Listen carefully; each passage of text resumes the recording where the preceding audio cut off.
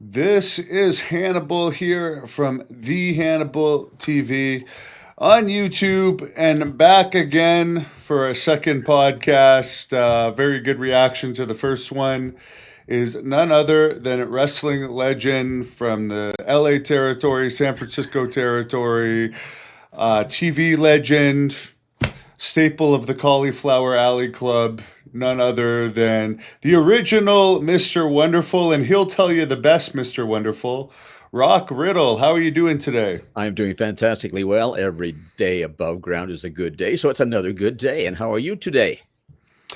Good. Happy to be sitting under the learning tree again from Bless you. I Thank wish you. I had the money to have a wardrobe like yours. Oh, One day. yes, I have this.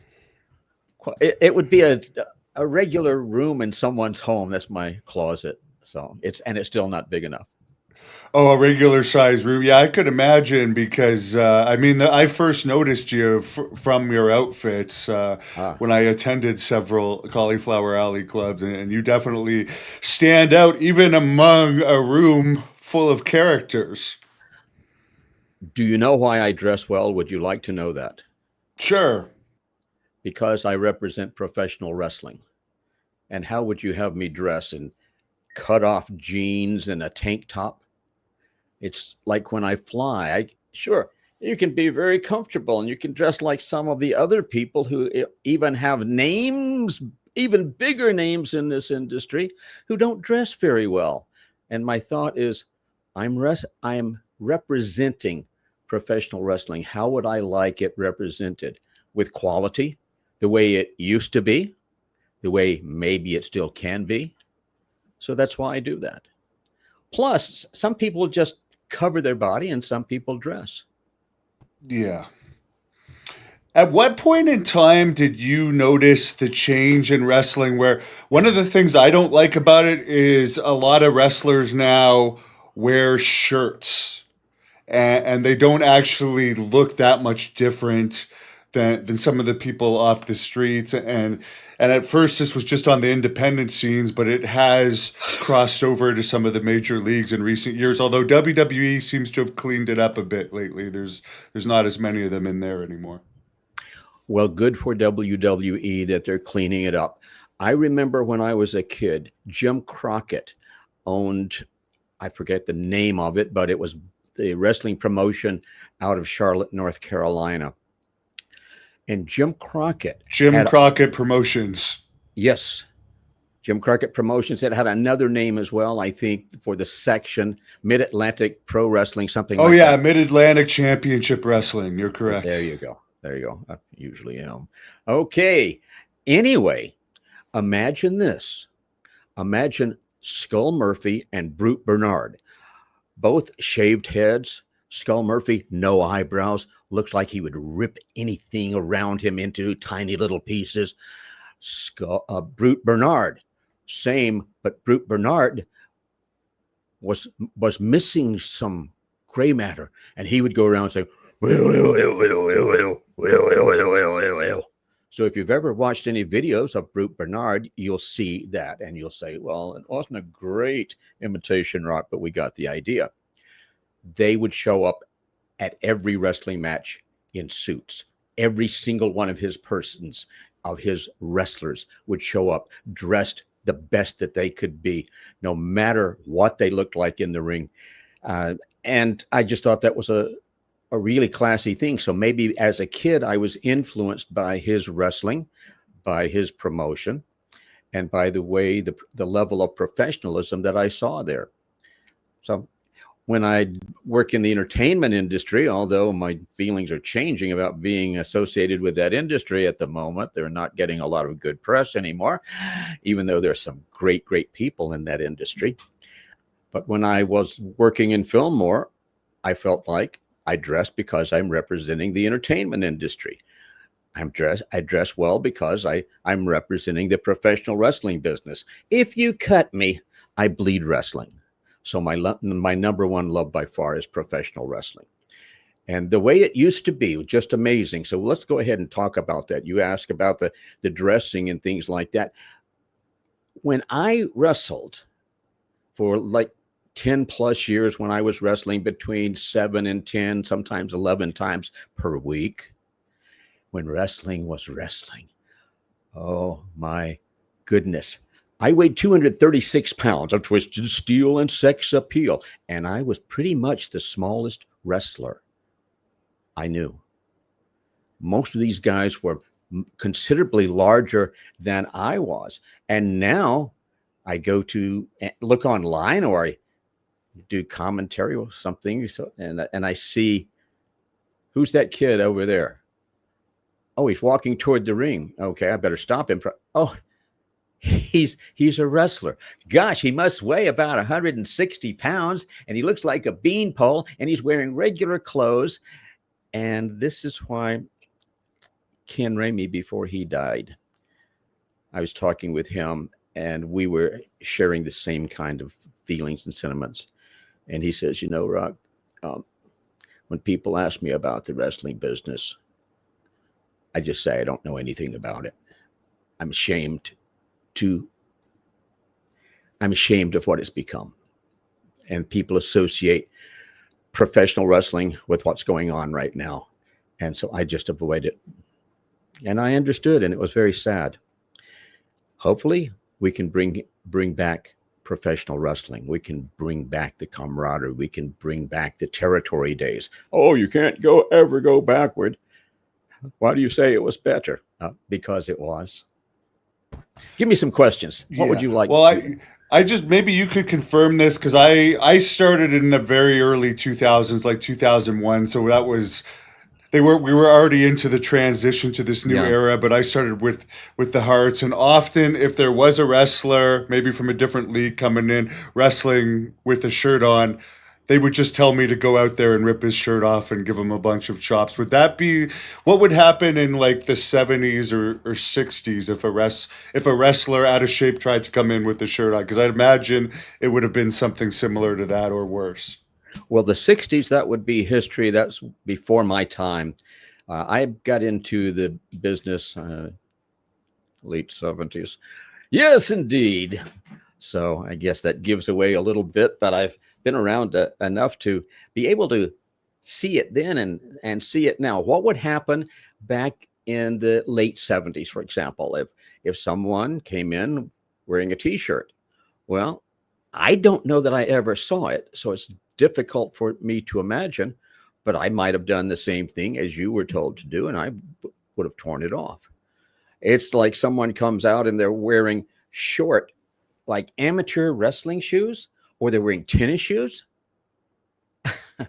I'm sorry, this is professional wrestling. Doesn't it still have the word professional associated with it? I'll give you an idea of something that was unusual, just because it came to mind. I think the first time I wrestled one of the times I wrestled for Vern Gagne, it started in Chicago on my way over to AWA after I had finished my time in Georgia Championship Wrestling.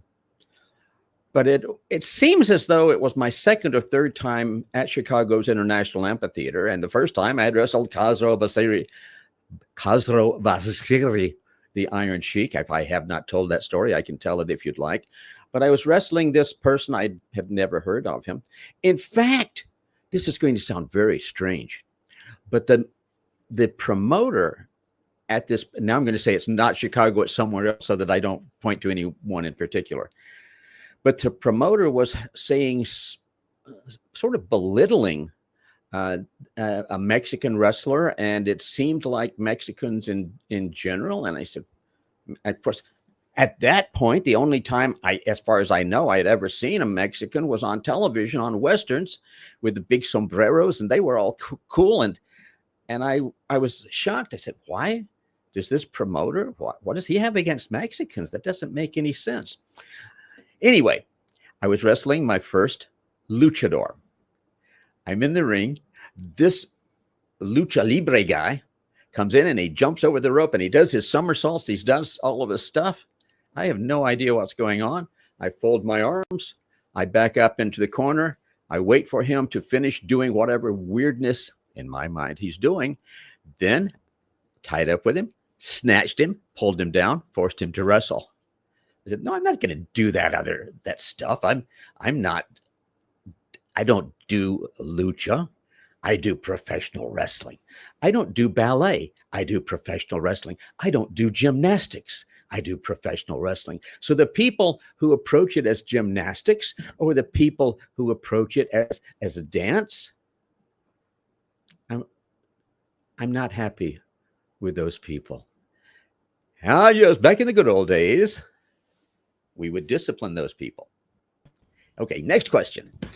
Yes, and I'll just bring this up because you said you were friends with Jake Roberts in the last interview. I am. And he's been in the news the last couple of days because he spoke out about this new WWE Unreal program that's starting at the end of the month, where they're going to take you into the creative meetings on how they put matches together, and get people to see how they do it. And some people have said, well, we all know it's choreographed.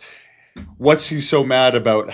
Why is it? Because I think he actually said this is going to help destroy the business. How would this actually put it over the edge in a way compared to what we already know now? I have a question for you. How many times do you think I ever did a choreographed match? Give me a number. I know it's changed now, but I'm going to guess 0. 0. Yeah. How many times did I rehearse or memorize a promo? Well, I will know that. I can tell you that 0. That's 0. Yeah. Most of the time, I would say over half of the time, because I go to a territory for 6 months or a year, go to another territory. And then, of course, the major stars are being brought in and out of each one. So here's your world champion coming in to go against your local champion, that kind of thing. What was I going to tell you? Most of the time, the first time I meet my opponent is as I see him on the other side of the arena, walking toward the arena. Now, this is a good place for me to put in a plug for a friend of mine, and his name is Sin Bodhi. You may know him as an ex-WWE wrestler who wrestled under the name Kizarny, or as they pronounced it, Kizarny. But in Carney, it would be Kizarny. And you see, Kizarny is Carney for Carney. A few of the people will get that, and the others will look like, what is this guy talking about? Sin Bodhi, along with Super Beast, and to a lesser degree, I would say, myself, but they're putting it together, and I'm assisting. At I believe it's August 17th. You can check. That would be a Sunday, if I'm not mistaken. That would be the first day of a 4-day event, which is the Cauliflower Alley Club.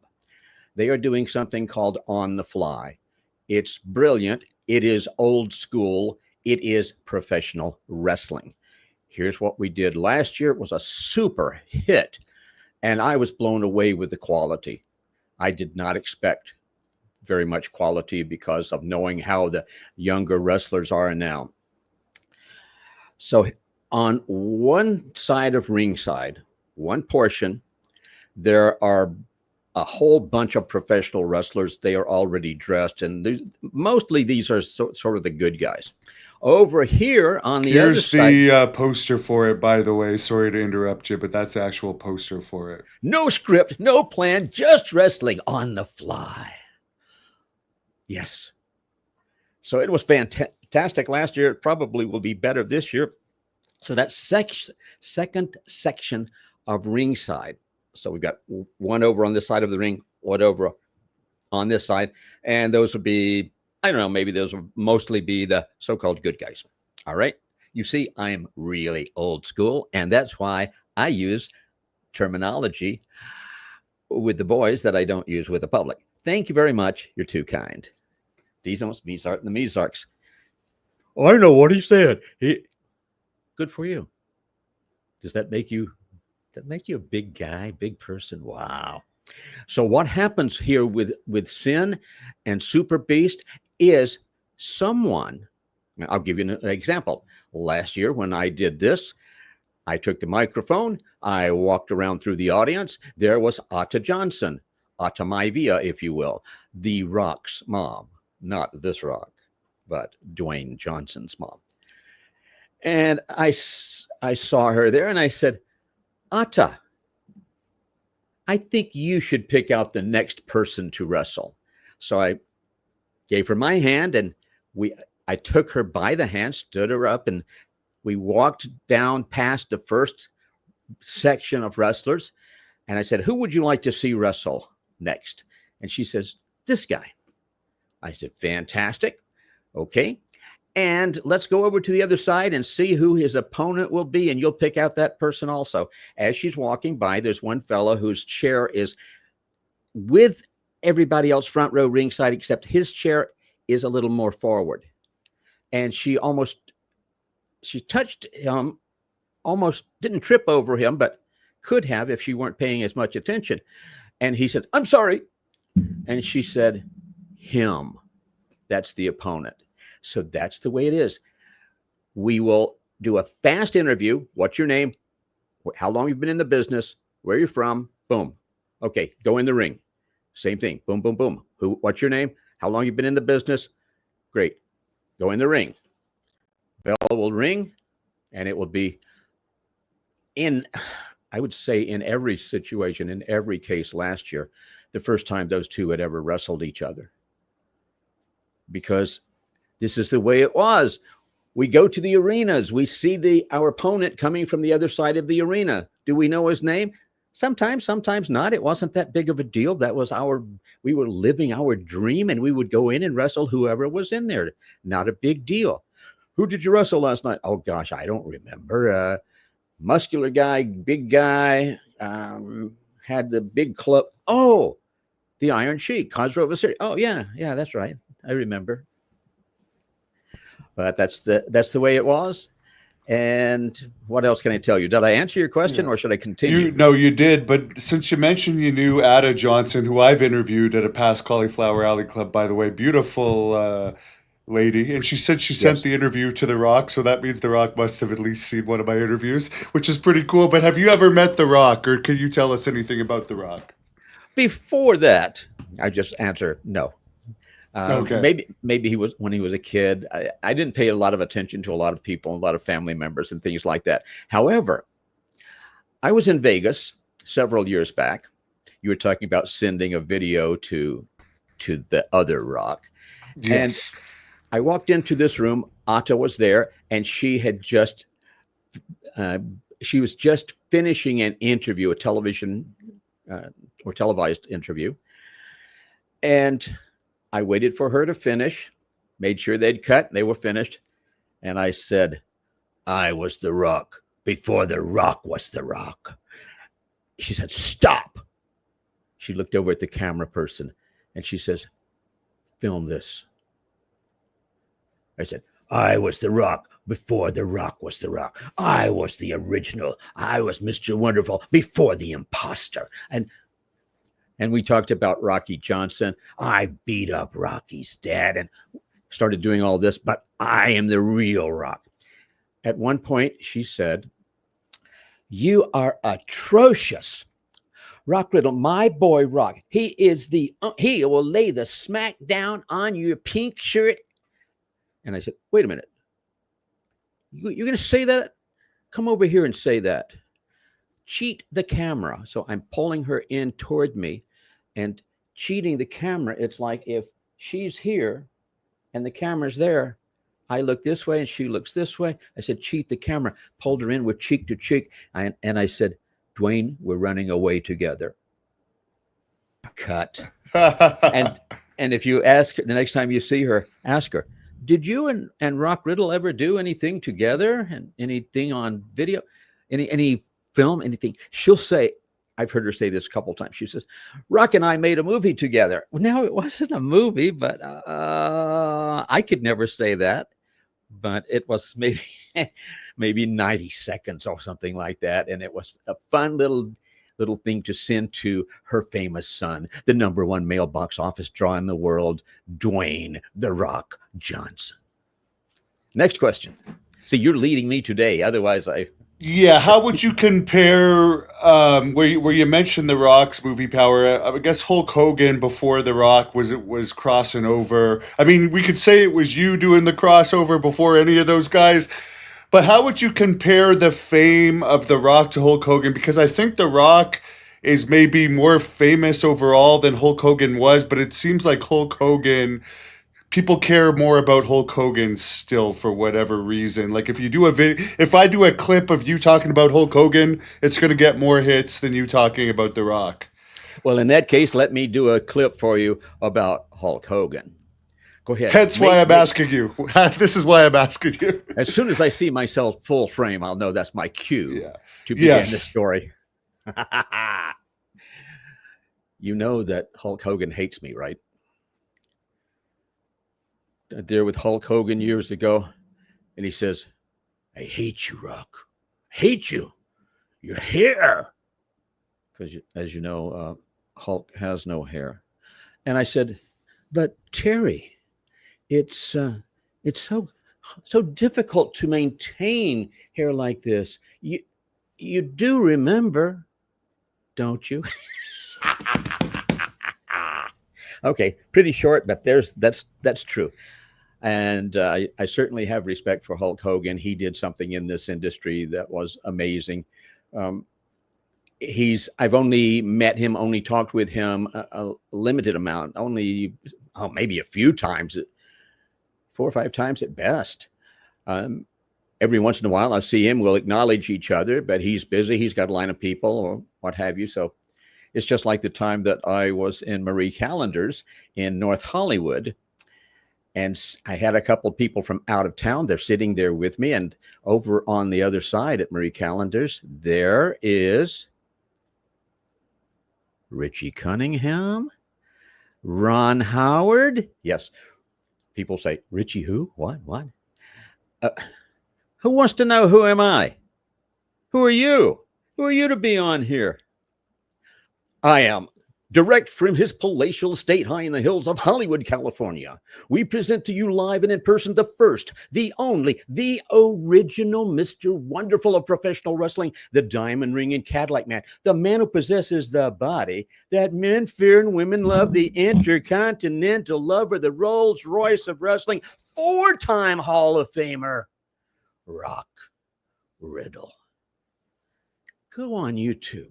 Take a look. Look at Jake Roberts talking about Rock Riddle. Look at all of the stars and what they say about me. Anyway, where was I? What was I just saying before something popped up on the screen? You were talking about the Hulkster, and you know a lot of people inside wrestling. How do you think he's doing? He hasn't made any public appearances since July 18th. Some people are saying he might be on a ventilator. I mean, do you think that he's just keeping quiet, or do you think he is still in a hospital somewhere?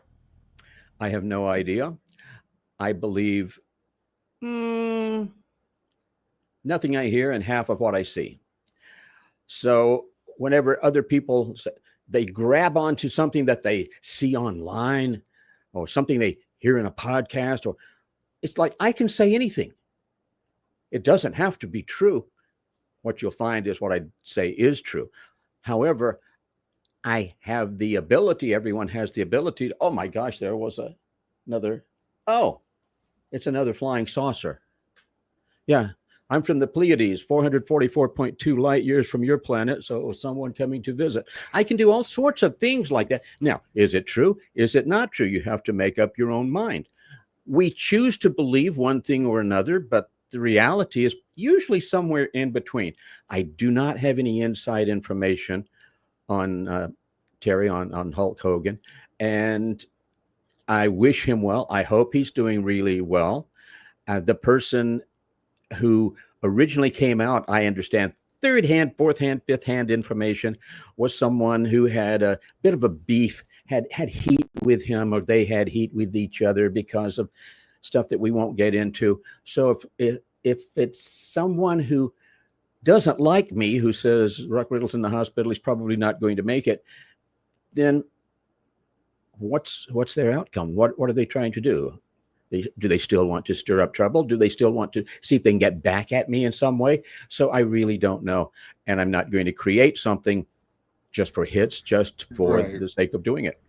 I will say that since that guy, Us Magazine, did talk to some other people in his camp, and they were able to confirm that something serious did happen, but they couldn't confirm if he's overcome it or not yet. So we could all pray that he has overcome it, because I certainly don't want anything to happen to him.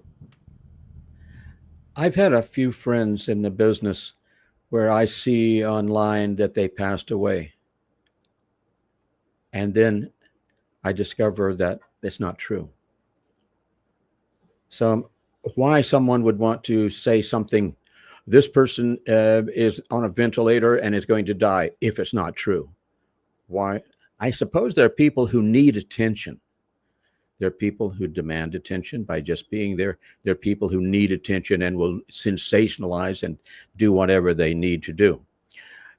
Which brings me to a thought. I was one of the few people, and well, there's several hundred, but I thought there would be thousands at Billy Graham's funeral. And Billy Graham and I've got videos with tons of people where they're talking about me.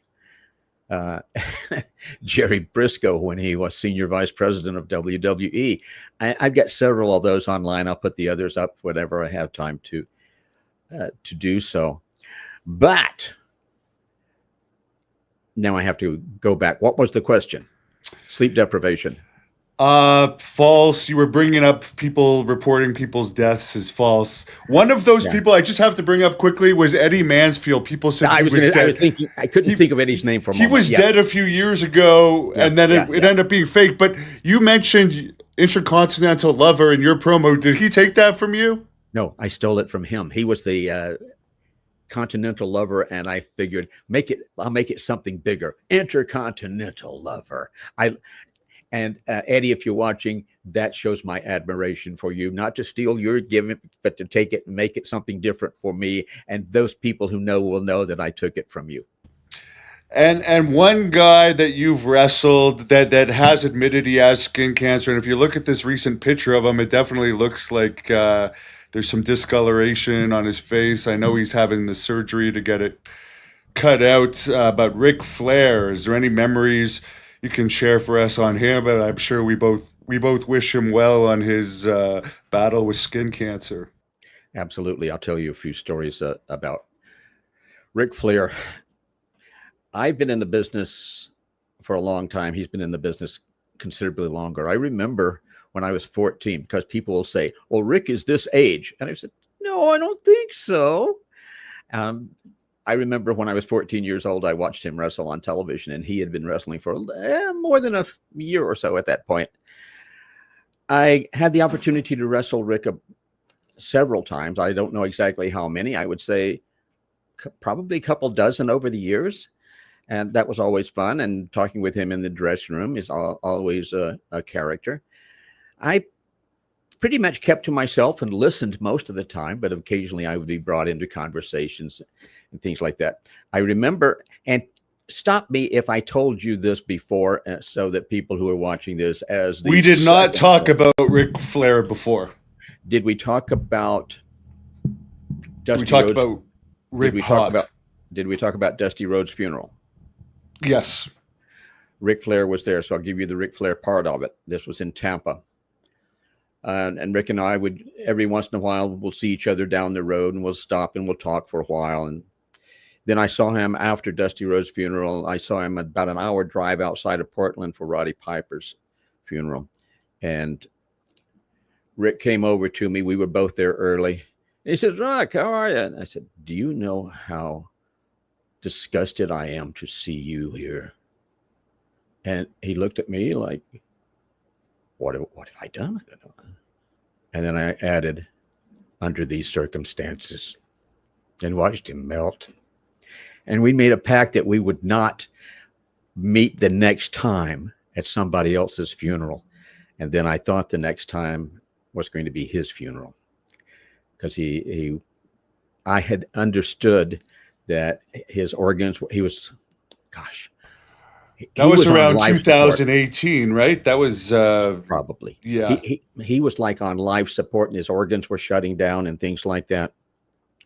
And I remember a friend of mine talking with me about it, and she says, "I just got some information that now he needs a kidney transplant." And then, without that thought originating in my mind, I heard myself say, "I wonder if we're compatible." And then it was like a shocking statement. Did I just offer or at least entertain the idea of if Rick needs a kidney, that I might be willing to do something like that? Rock Riddle, would he do that for you? Of course not. Absolutely not. And thankfully, we were not compatible, and it did not need to go that far. Now, and we've talked about that, and I will probably run into him at one of these events down the road this year, and hopefully he's going to be better. Skin cancer, unless it's melanoma, melanoma spreads quickly, but if it's Which it is actually. it's melanoma. They recently announced that they weren't sure if it was, and then it came out that he wasn't. Just for anyone that thinks Rock is exaggerating, here's a picture of him back in those days when he was on life support. He was lucky to make it through that. I remember Rocky Johnson was doing an interview with me at that time, and he didn't think Flair was going to make it through. Who would have guessed like a year later Rocky would have passed? That was pretty sudden. Yeah, it's nobody thought that he was going to live through it, but he lived through it. And now, since you said, yeah, this is melanoma, there are a couple of different kinds of skin cancer. One, you just cut it out, and a whole bunch of us guys who spend a lot of time in the sun. I even had that, sad to say, and hopefully it doesn't come back too much, but I've had 3 of those. And what is it called? What are they called? I don't know, but yeah, they'll basically go in with a scalpel and cut it. Basal cell carcinoma. Yes. Yeah. Okay, so those are easy, not a big deal. But then when you get the other one, then that's a big deal. Yeah, I could tell you a story about that, but I don't think I feel like doing that today. So now we'll talk about something else. Did I answer your question? We talked about... well, you talked about the funeral story of Ric Flair, but could you tell us something more lighthearted? No. Or do you only run into him at funerals? And you just say, we're going to have another conversation, and it never happens, and then you see him at the next funeral. No, I see him down the road quite often, and quite often meaning maybe once or twice a year. That's in the long road. In the long run, that's fairly often, because a lot of the guys I used to wrestle and hang out with in the dressing room, travel down the highways and byways, a lot of those guys I wouldn't see for many years. And you tell me someone you want me to tell you a story about, I'll tell you a story about them. You have a question, I'm nothing but honest. I do, and just because I like to be a good reporter, according to AI, which usually is pretty up to date, it does say that he does have melanoma, and it's his second skin cancer diagnosis in 3 years. So he may have had a different type, and that was confirmed, I guess, in a statement made to People magazine. The one question I want to ask you is why you have the famous bleach blonde hair. Rip Hawk had it, who inspired you. There used to be a lot more wrestlers like Pat Patterson, Ray Stevens with bleach blonde hair. Is it just that blonde wrestlers used to like to wrestle and there was more of a percentage of you guys? Or is there a particular reason behind it that wrestlers would bleach the hair? I would assume because of the blood. It makes the blood show up better. That might be one of the reasons. One of the reasons is that the best professional wrestlers of all time were the blondes. How's that? Never heard of you, Rock. This guy does not Never like heard you. of you, Snowy, whatever your name is. This guy does not like you for some reason. Never heard of you. Well, look at that. Oh, he's riding a motorcycle. Well, that's pretty cool. Did you get into the ring due to your adoration of the hands of stone, rugged Ronnie Garvin? No. Do you have any I know. stories of another blonde? Yeah. Well, here's the thing. When I was 14, I did the Rip Hawk story last time, right? So I won't bore the Yeah, people with you that. had his fan club, and he befriended you, or you befriended him. Both. Both. I think he was flattered that someone had thought enough of him to want to start a fan club, and someone thought enough of him with a sense of humor to do it on that level. The thing that I watched, that I recognized very quickly, the first time I ever saw professional wrestling and the first time I ever saw Rip Hawk, that was on the first television show I ever saw about wrestling. And my perception of him, my observation was he was hated so much that he had to really concentrate on not smiling because he was having such joy being hated. He manipulated the people in such a wonderful way. My idea of professional wrestling, okay, couple of different things. Blonde, suntan, I mean, that's like the ultimate, I think, of a professional wrestler. There used to be so many started doing it, and then you would go with some other color hair and you'd be different. You'd be unique by not being blonde. But yeah, some of the greatest blonde guys were some of the greatest wrestlers in the world had bleached blonde hair. I am, of course, naturally blonde. But I did mine originally, I did mine to look like Rip Hawk and Swede Hansen, and because that was what I felt like a wrestler was. And in fact, when I first did it, I just went to a drugstore and got whatever it was that was supposed to turn it blonde, and sort of like a reddish orange is what it turned out to be. And I remember talking to Rip, and he looked at the hair, and he says, "Is that the color you're going for?" I said, "No, I wanted to be like you." He says, "Lady Clairol Ultra Blue." And I said, "Thank you, thank you, thank you." And for many, many years, it was Lady Clairol Ultra Blue. Would go on dark blue, and it would turn the hair just beautiful shade of blonde. Interesting. Billy Graham bleached his as well to get like that thicker blonde. I don't know about Hogan, because his beard is dark. So does that mean he bleaches his hair blonde, or can you have blonde hair and a dark beard? I don't know. You're talking about Hogan now? Hogan and Billy Graham, actually, they both, because Hogan stole even that black beard, blonde hair look from Billy, actually. At one point in time, yes. And I was talking with Billy Graham. We have this video, and Billy Graham said, "Rock Riddle, you stole your money. This man stole his money. The promoters paid him so much, and he did so little for it. He had this natural gimmick." And he kept on and on. He says, "But Billy Graham, Superstar Graham, I had to work. I had to work like a dog for my money." And the camera was on him. I reached in at that point. Here's the microphone. And I said, "Billy, some of us have to work really, really, really hard at it. And for some of us, it just comes naturally." That was fun. One thing I don't think I told you this, but I was good friends with Billy Graham, and I spent a lot of time with him, and he was always cutting promos. And I don't know if he was like this with you, like in everyday life. If you're at a restaurant, he's cutting a promo and he's exaggerating everything, and it's just like the character that he was in real life wasn't that far off of his wrestling character, other than he wasn't really that conceited. He was actually a fairly nice guy in real life. Yeah, I found him to be a very nice guy also. When you're in a restaurant, you're still on. Anytime you're in public, you're still on. Or at least this is the way it was. This is old school wrestling. And I certainly appreciate that. So, yeah, in the dressing rooms, he was more quiet. He would occasionally entertain the rest of the guys in there, but mostly he just kept to himself, and you'd see him just sitting in a corner thinking, reading, something like that.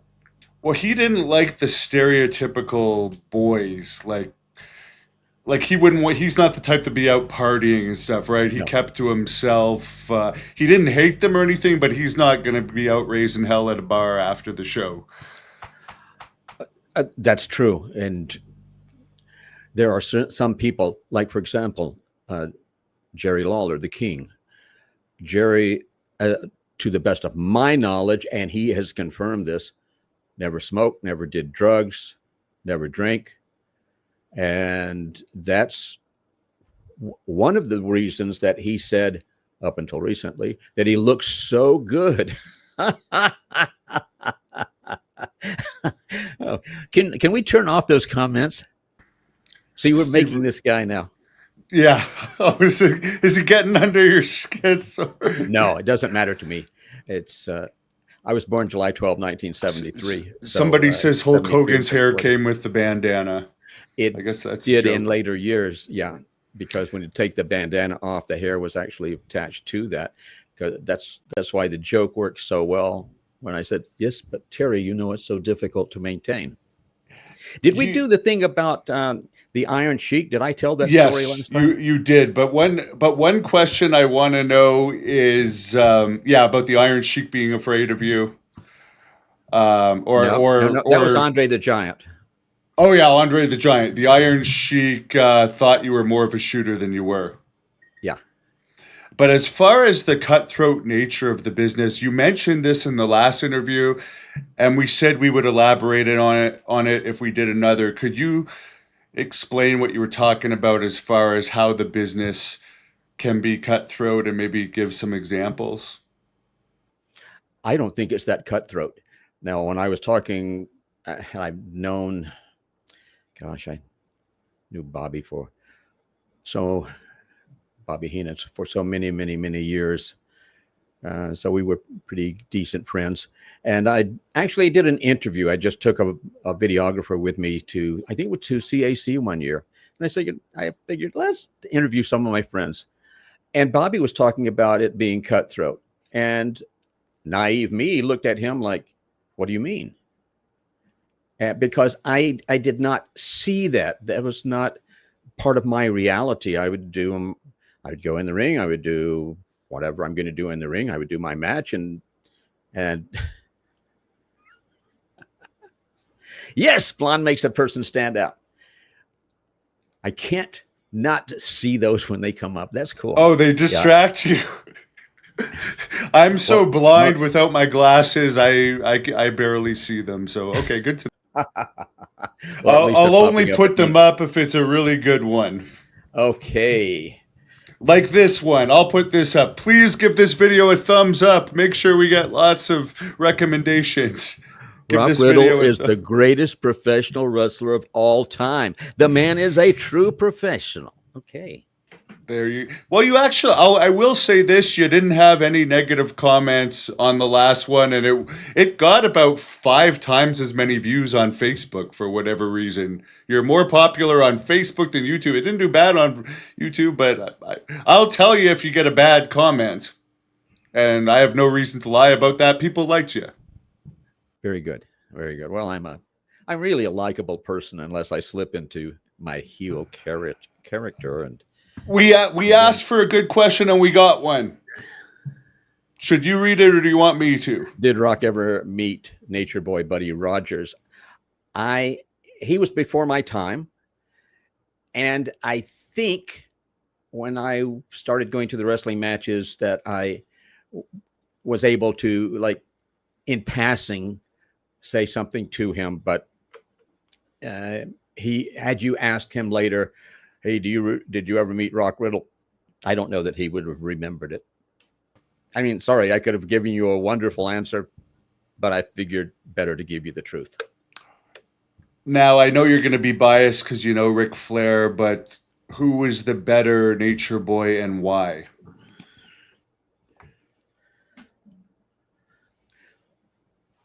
Buddy Rogers, I know the history a bit.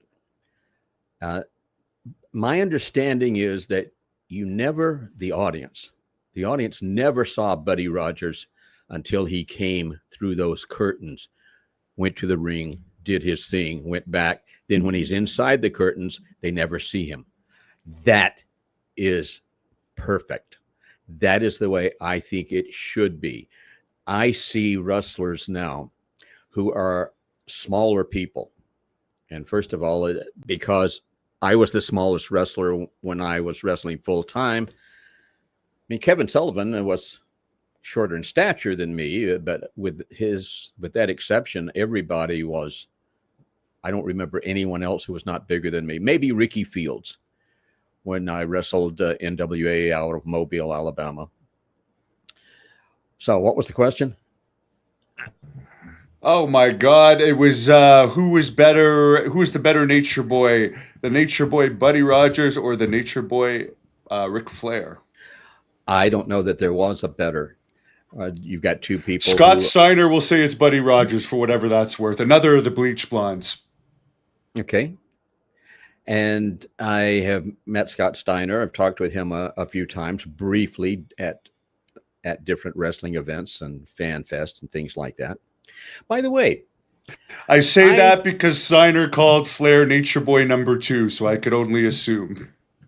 Well, he was Nature Boy number 2 because there was one ahead of him. So if you're going to say that the first Nature Boy and then the second Nature Boy, and were there not a couple of others? Buddy Landell. Okay, and another one, and I'm going blank on his name also, but there were probably 4 or 5. Could we get a woo from you? No. Come on. No, because I'm not going to do that. Had you not asked for it, it probably would have come anyway. But since you asked for it, no. Somebody put up a comment about what we were talking about earlier, that WWE Unreal show. Kayfabe died 20 plus years ago. Nothing matters now. Do you agree with that? I partially agree and I disagree. Here's the thing. Who was it? I need to think of the name of the wrestler. Roger Kirby. But there. Okay. Get it in a minute. Snowy's coming around, by the way. He says, who was your tag partner in NWA? So he's got him more. I think you'll won him over. You had several in NWA. Yes, I did. So he can. Which, by the way, you were the America's Tag Team Champion, and you were also the East Coast Tag Team Champion. Yeah. John Tolos and I were the America's champion. So that took care of North America and South America. And I met John Tolos at Cauliflower Alley before he passed, and what a nice guy he was. Super nice guy. I got to just throw that in there. Super nice guy. I wrestled with a bunch of different people. Now, I'm going back to, if I say Greg, give me a last name. Gagne. No, give me a different one. Valentine. Yeah, Greg you kind of resemble him. I will tell him you said that. He will be so flattered. His father's name was? Well, he dated Medusa for a while there, so he's not that bad looking. It's an odd couple, but she's admitted that I mean, she was also with Nash. What a different. Could you imagine dating Greg Valentine than Kevin Nash? Quite a personality difference there. Johnny Valentine said this. He says, I may not be able to convince you that professional wrestling is real, but by God, I can convince you I am. And so that's my answer also. A+ on the line delivery, by the way. Oh. Well, I do a few things well. What about woo? Can we give you an A+? You want me to imitate someone else? No. And as soon as the interview is over, and if you're still on and nobody else is watching, then I'll do the woo, and you'll be, you dirty guy, you. I'll be like, that's better than how Ric Flair does it. And I'll tell everyone, oh my God, you should have heard it. It was the greatest impression ever. It went beyond an impression. It transcended it. It transcended what Ric Flair was able to do. And if Rick ever heard it, he would probably never woo anymore. That's what you would say. Johnny Valentine. Johnny's been gone for a long while. I knew him from talking with him in the dressing room. I was never in the ring with him.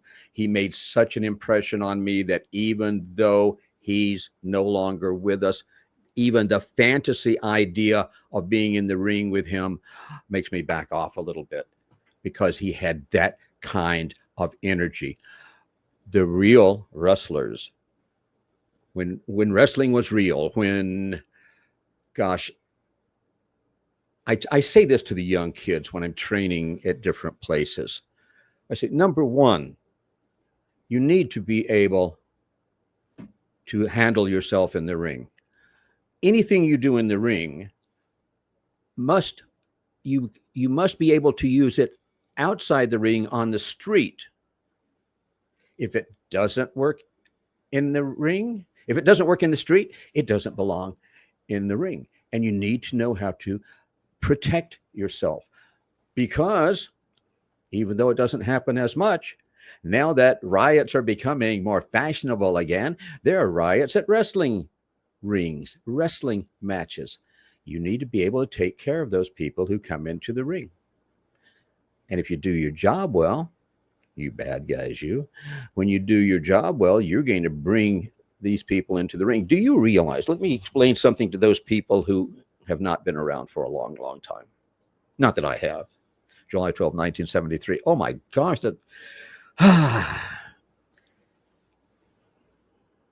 you and I are in the ring. Assume you're a professional wrestler. You and I are in the ring together. We're wrestling each other. We are on such a level, 17,000 people, maybe more. We're on such a level that we can stand those people up, bring them to the edge of the ring, back them away, and put them back in their seats at will. That's why Bockwinkel said wrestling is more addictive than heroin. That kind of power, once you get to that position. He clearly has never tried heroin. Okay. Actually, could you even imagine Nick Bockwinkel doing any type of drug? I could see him with a glass of wine. Nick Bockwinkel, great, great guy. I knew him for a long, long time. And if you ask Nick what time it was, he would tell you how to build a watch. Yeah, I met him a bunch of times. And at first I was real honored that he was talking to me for so long. And then I realized years later, there was nothing special about me. He does that to everybody. I would look at it differently. I would look at it as though there is something special about you, because even though you would see him talking with a lot of people, there were a lot of people with whom he would not enter into conversation. So don't sell Great yourself guy, short. though. I was honored to talk to him because, I mean, I remember him even up to the WCW commissioner days. Very underrated on the mic to me. Yes. Yeah. So he used to say this to people and to the fans, the marks, if you will. He would say, and he was very sincere about it, when they would say, is that real? And how often do you get hurt and stuff? He would say, I'll tell you what, I will show you how to do a body slam. I will allow you to body slam me on this concrete as hard as you can. I will get up from it. I will body slam you, but I'll only do it from half distance. And I promise you will not get up. Very true. You don't want to mess with the wrestlers, guys. No. And if there's anyone in there who cannot defend themselves admirably, in my never to be humble opinion, they should not be in the ring. Also, for you new guys, is it a business or is it a hobby? I see people who have hobby type bodies. Oh, this guy, well, he has to work a full-time job to be able to support his habit. Really? Ever heard of electric bands? Surgical tubing is what it is, but you get Get stuff on Amazon, have it delivered. You can do curls, you can do everything. You can work every body part. Did you Come ever on, meet guys, there's Arnold, no by the excuse. way?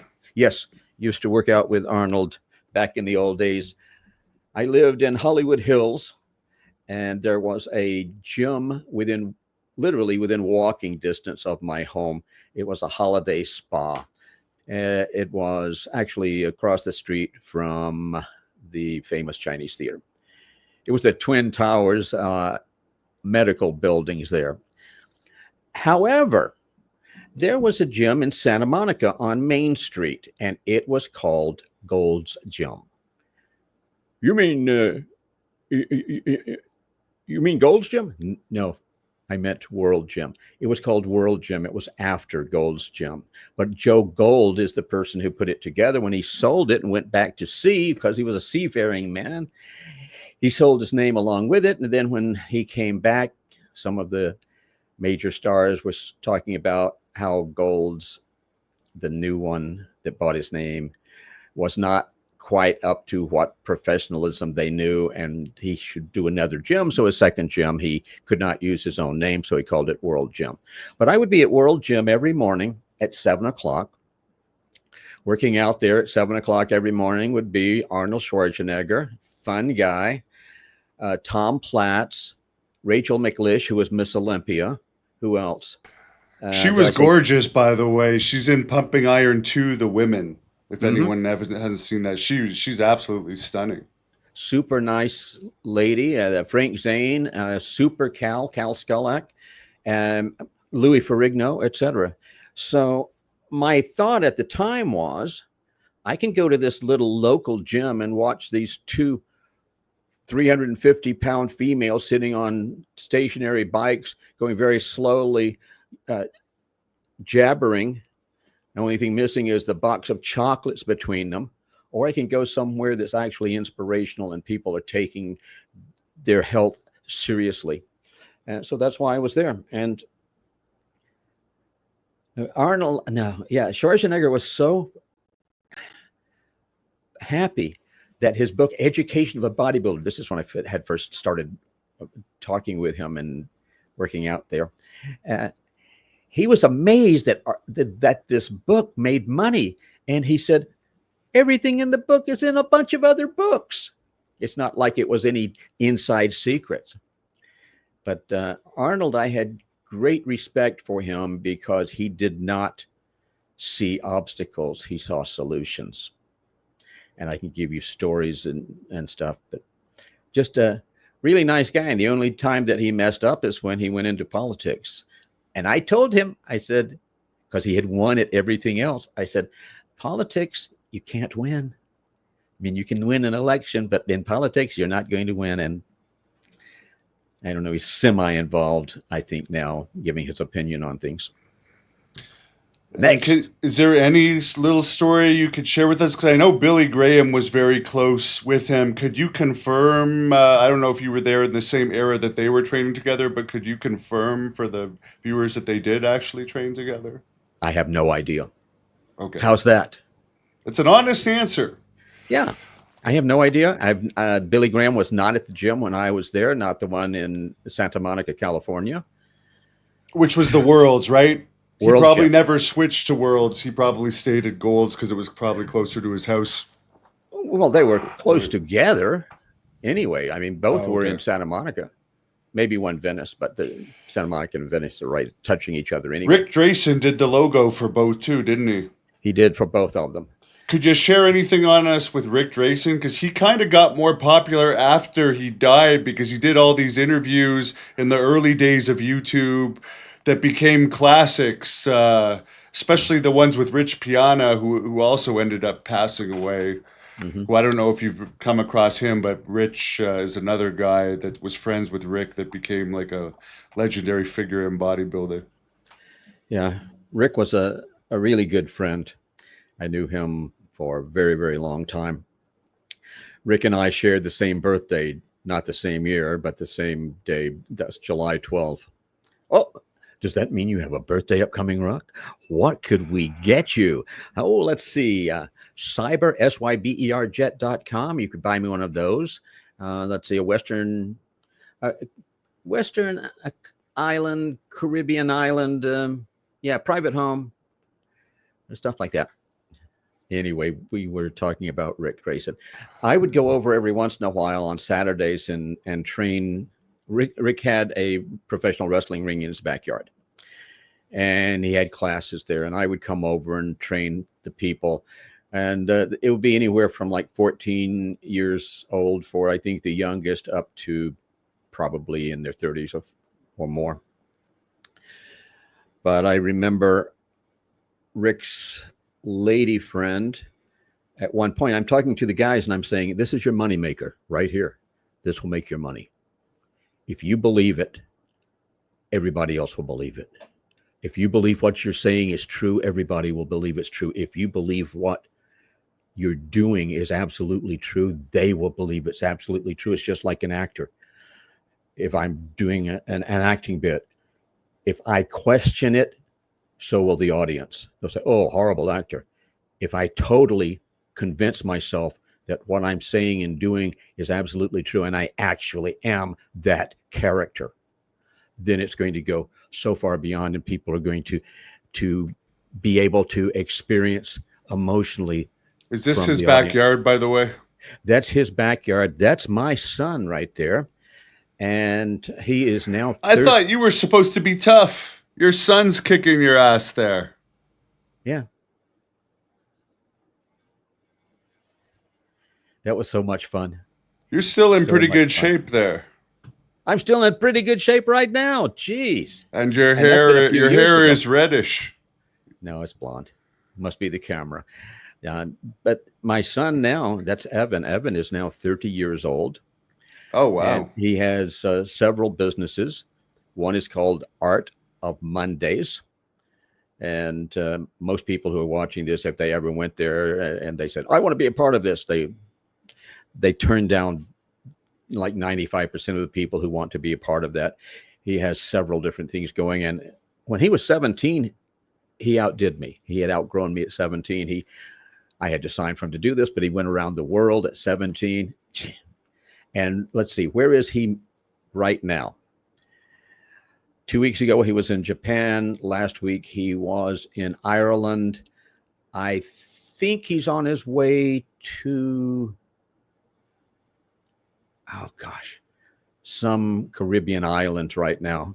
And he sets up events where they bring entrepreneurs there and they brainstorm and things like that. So very proud of him. But anyway, yes, that was in Rick Grayson's ring.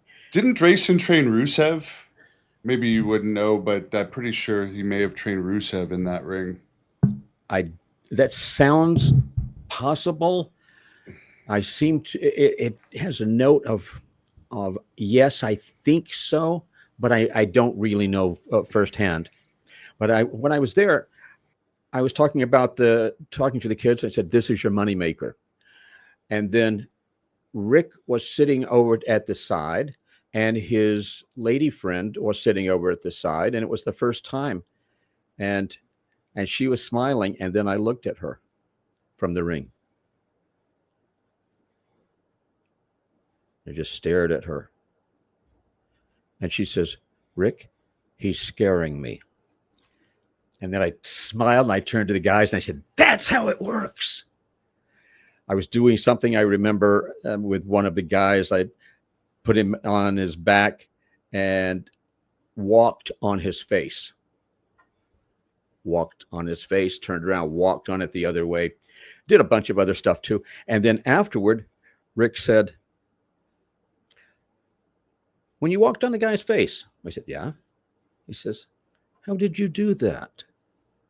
And I thought he was putting me on. He wasn't. And I said, oh, it had to look so beautiful for him to say that. Wow. Is he good enough to put me on? Yeah, but I don't think so. I think he was being totally honest with me when he said that.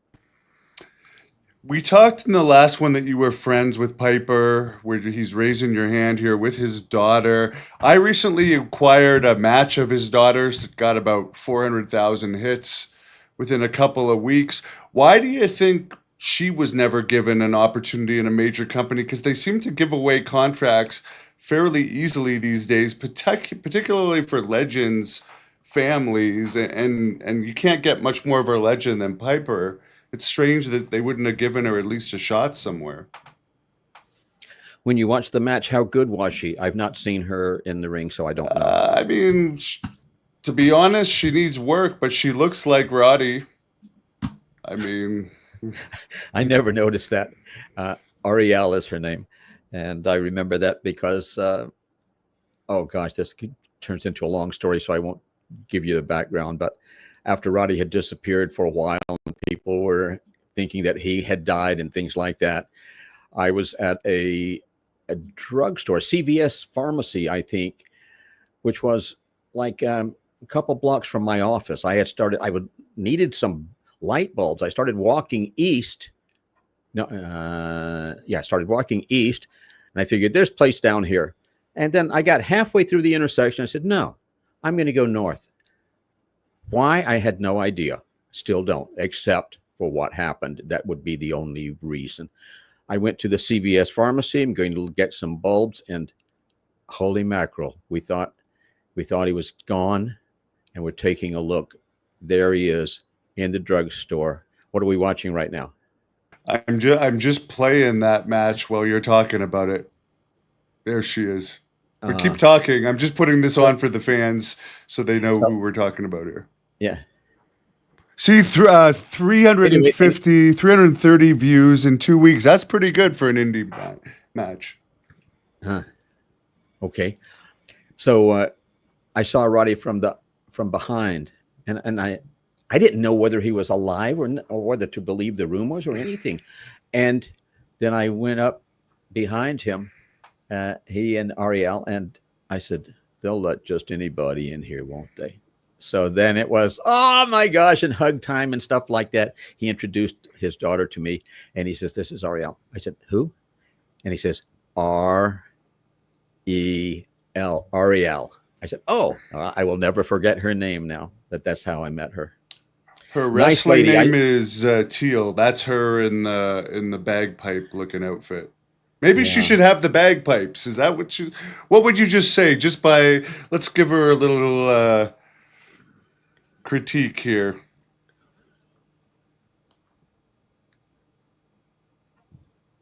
Well, there's nothing to critique at this moment. Would you have her as a heel or a face? It's hard. I can't really tell who's the heel or who's the face. That's the problem. Yeah. That's the problem with a lot of matches now. When someone steps through the curtain, within a few seconds, we, the audience, should be able to know good guy, bad guy. I like this person. I hate this person. I want this person to lose. I want this person to win. We need to have an emotional attachment at that point. Welcome back, Rock Riddle from Manchester, UK. Well, thank you. It has to be someone I know. What's your best impression of all the different countries you can do? Because you're quite an impressionist. No, when I go to Australia, and my son, when we were looking at him there, when he was 5 years old, or just shy of 5 years old, his mother kidnapped him, took him 8,000 miles away to Australia without my consent or knowledge. Not that I'm bitter, but I spent a lot of time going back and forth to Australia to see him. And sure, man, he turned out well. But what was well, I was going to ask your best impression and favorite arena to wrestle in too when you're done. Wait, when I was in Australia, then my wrestling persona, which is like just under the skin and wants to come out all the time. But every once in a while, not that I would be controversial, not that I would be confrontational or either.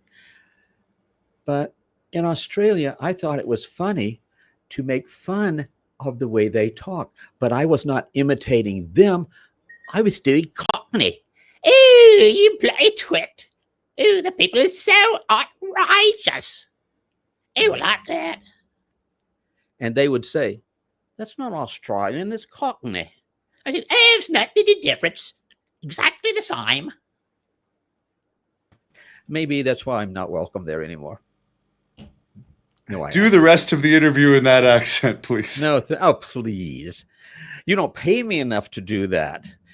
Do you So think Harry, the British Bulldog's son, Harry Smith, great wrestler, do you think he would get over more if he's the best technician in the world, but if he did the British impression, like a Dynamite Kid or Davey Boy Smith impression in his interviews, and just pretended that was his real voice, do you think that would help him as a wrestler get more of that entertainment side?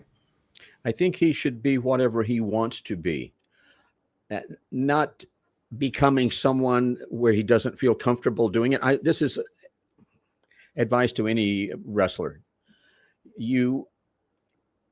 Okay, here's the way I did it. You can run with it if you'd like the idea. When I was 14, 15, I thought, if I could sit front row ringside and see the greatest, my hero, the best wrestler ever, what would that wrestler look like? That person would have bleached blonde hair, probably longer bleached blonde hair. That person would have a great suntan and wear velvet robes, custom designed robes, and very unique custom made tights and trunks and boots and things like that, and wear wraparound arrogant type sunglasses. This guy would be cocky, condescending, arrogant. He wouldn't think he's better than everybody else. He would know he's better than everybody else. He would look down his nose at people. That's the person I became, because that's the person that would be my ultimate hero. Therefore, I became my own fan and the president of my own, in my mind, fan club. So my only regret, I've had a few people who've asked in interviews, and so I thought I would throw this out. My only regret in all of my years of professional wrestling is that I was not able to sit front row ringside and watch myself in the ring. And when I say that, people usually laugh. Say, oh, that's funny. And I just stand there and stare at them. I said, no, I'm quite serious. That, I think, is how much of a fan you need to be, how much you need to love this business. If you would not do it for free, if you would not pay to do it. Of course, I average over 300,000 in today's dollars a year, and not a whole heck of a lot of money compared to what a lot of people are making, or some people are making, but it sure beat working for a living. Well, I won't put the comments up, but you got some haters for that last comment. So which comment was that? About Australia? Watching yourself. But someone actually commented for Australia, do you have any stories about Outback Jack? No. No? What did you ever meet him? No. Not to the best of my knowledge or recollection. You see, we wrestled hundreds and hundreds, a couple thousand people actually, and most of them we wrestled more than one time, but we didn't know who they were. It wasn't a big deal. So here I am wrestling Cowboy Frankie Lane. Okay, who's Cowboy Frankie Lane? I don't know. We'll wrestle the guy, and that's right. And here we're wrestling Tojo Yamamoto, or Tojo Yamamoto Chung, if you will. And here we're wrestling Luthez. Okay, well, I know who Luthez is, but a lot of times we didn't know the people's names, and we didn't make a big deal out of it. And someone asked me several years ago, they said, Rod, did you ever wrestle Jimmy Superfly Snuka? And I said, well, I wrestled so many people, and we didn't make a big deal. We didn't think it was a big deal at that time. But with him, he had such a name, I would think probably I would have remembered that. If I had to give you a yes or no, I'll say no. 3 weeks later, I had a DVD delivered to my office at 6464 Sunset Boulevard, Hollywood, California. And it was a DVD of myself, Riddle, wrestling Jimmy Superfly Snuka, Cow Palace, San Francisco. And I said, yeah, I sort of remember somebody coming off the top rope like that. So I probably wrestled him a dozen or more times. I saw something came up on the screen, but I didn't see what it said. Are you Matt Riddle's dad? No, it would be more likely that he would be mine, since he's considerably older than me. No relationship at all. I can do a lot of things there, but I'm just going to let it go. as far as your favorite building to wrestle in, I mean, you've been in a lot of legendary places. Do you have like a top 5 favorite arenas? Chicago's International Amphitheater, the Omni in Atlanta, Cow Palace, San Francisco. Oh, gosh, where else? Is it Well, there's exaggerated how dangerous the Samoans were in the Cow Palace for the heels? Would there be Samoan giants like attacking you guys on your way back? Yeah, but that the Samoans, they have their own reactions, their own unique reactions, or they did at the professional wrestling events. So you want to make a Samoan angry, you beat up a Samoan, or you do something nasty and dirty in the ring to a Samoan wrestler. So yeah, that's all I can tell you about that. I have not a lot of sweet rock, gentlemen, love to you. There you go. I was going to say, you got a fan. No, I was going to make a joke. I was going to say, let's see what her name is. Oh, it's a guy. Okay. Hey, nothing against that. I mean, hey, if there were 2 of me, I'd be gay. The one thing I got to ask you related to that is, yeah. I know you're a pretty open guy, and so am I. I don't hold anything against anyone, but what do you think of transgenders on posters being advertised as women? Because like I noticed a couple posters recently, there's like one female on the poster and it's a transgender, but they don't, like, if you're just a parent walking down the street, see the poster, oh, she looks pretty good, let's go, and then you get to the show and it's like, oh, that's actually not a natural girl wrestler. I mean, in a way it's like false advertising in some ways. I don't know. I don't necessarily disagree that they shouldn't wrestle, but I mean, you're putting it on the poster of a transgender in an outfit where they're like designed to look like a female, which I don't know. I don't know if that's false advertising or not. Okay, I've got 2 things here. I wrestled for Sin Bodhi for some of his local wrestling promotions in Los Angeles County. And I wrestled this person whose name was Amanda. And I remember talking to, and I don't know how to describe Amanda. I remember talking to Sin Bodhi, and he says, well, Rock, the name, Amanda. I said, oh, so it was actually a guy who was making the transition to becoming a female, and I didn't have a problem with that. I mean, if the person can wrestle, that's fine. I don't care. I've wrestled bears, I've wrestled giants, and everything that you can imagine. And now the other answer to your question is this: from a business point of view, the poster, is it going to draw money? Are people going to be satisfied? Are they going to feel as though they were misled and therefore not go back? Everything's about drawing money, putting butts in seats, so to speak. And so you have to look at it from that point of view.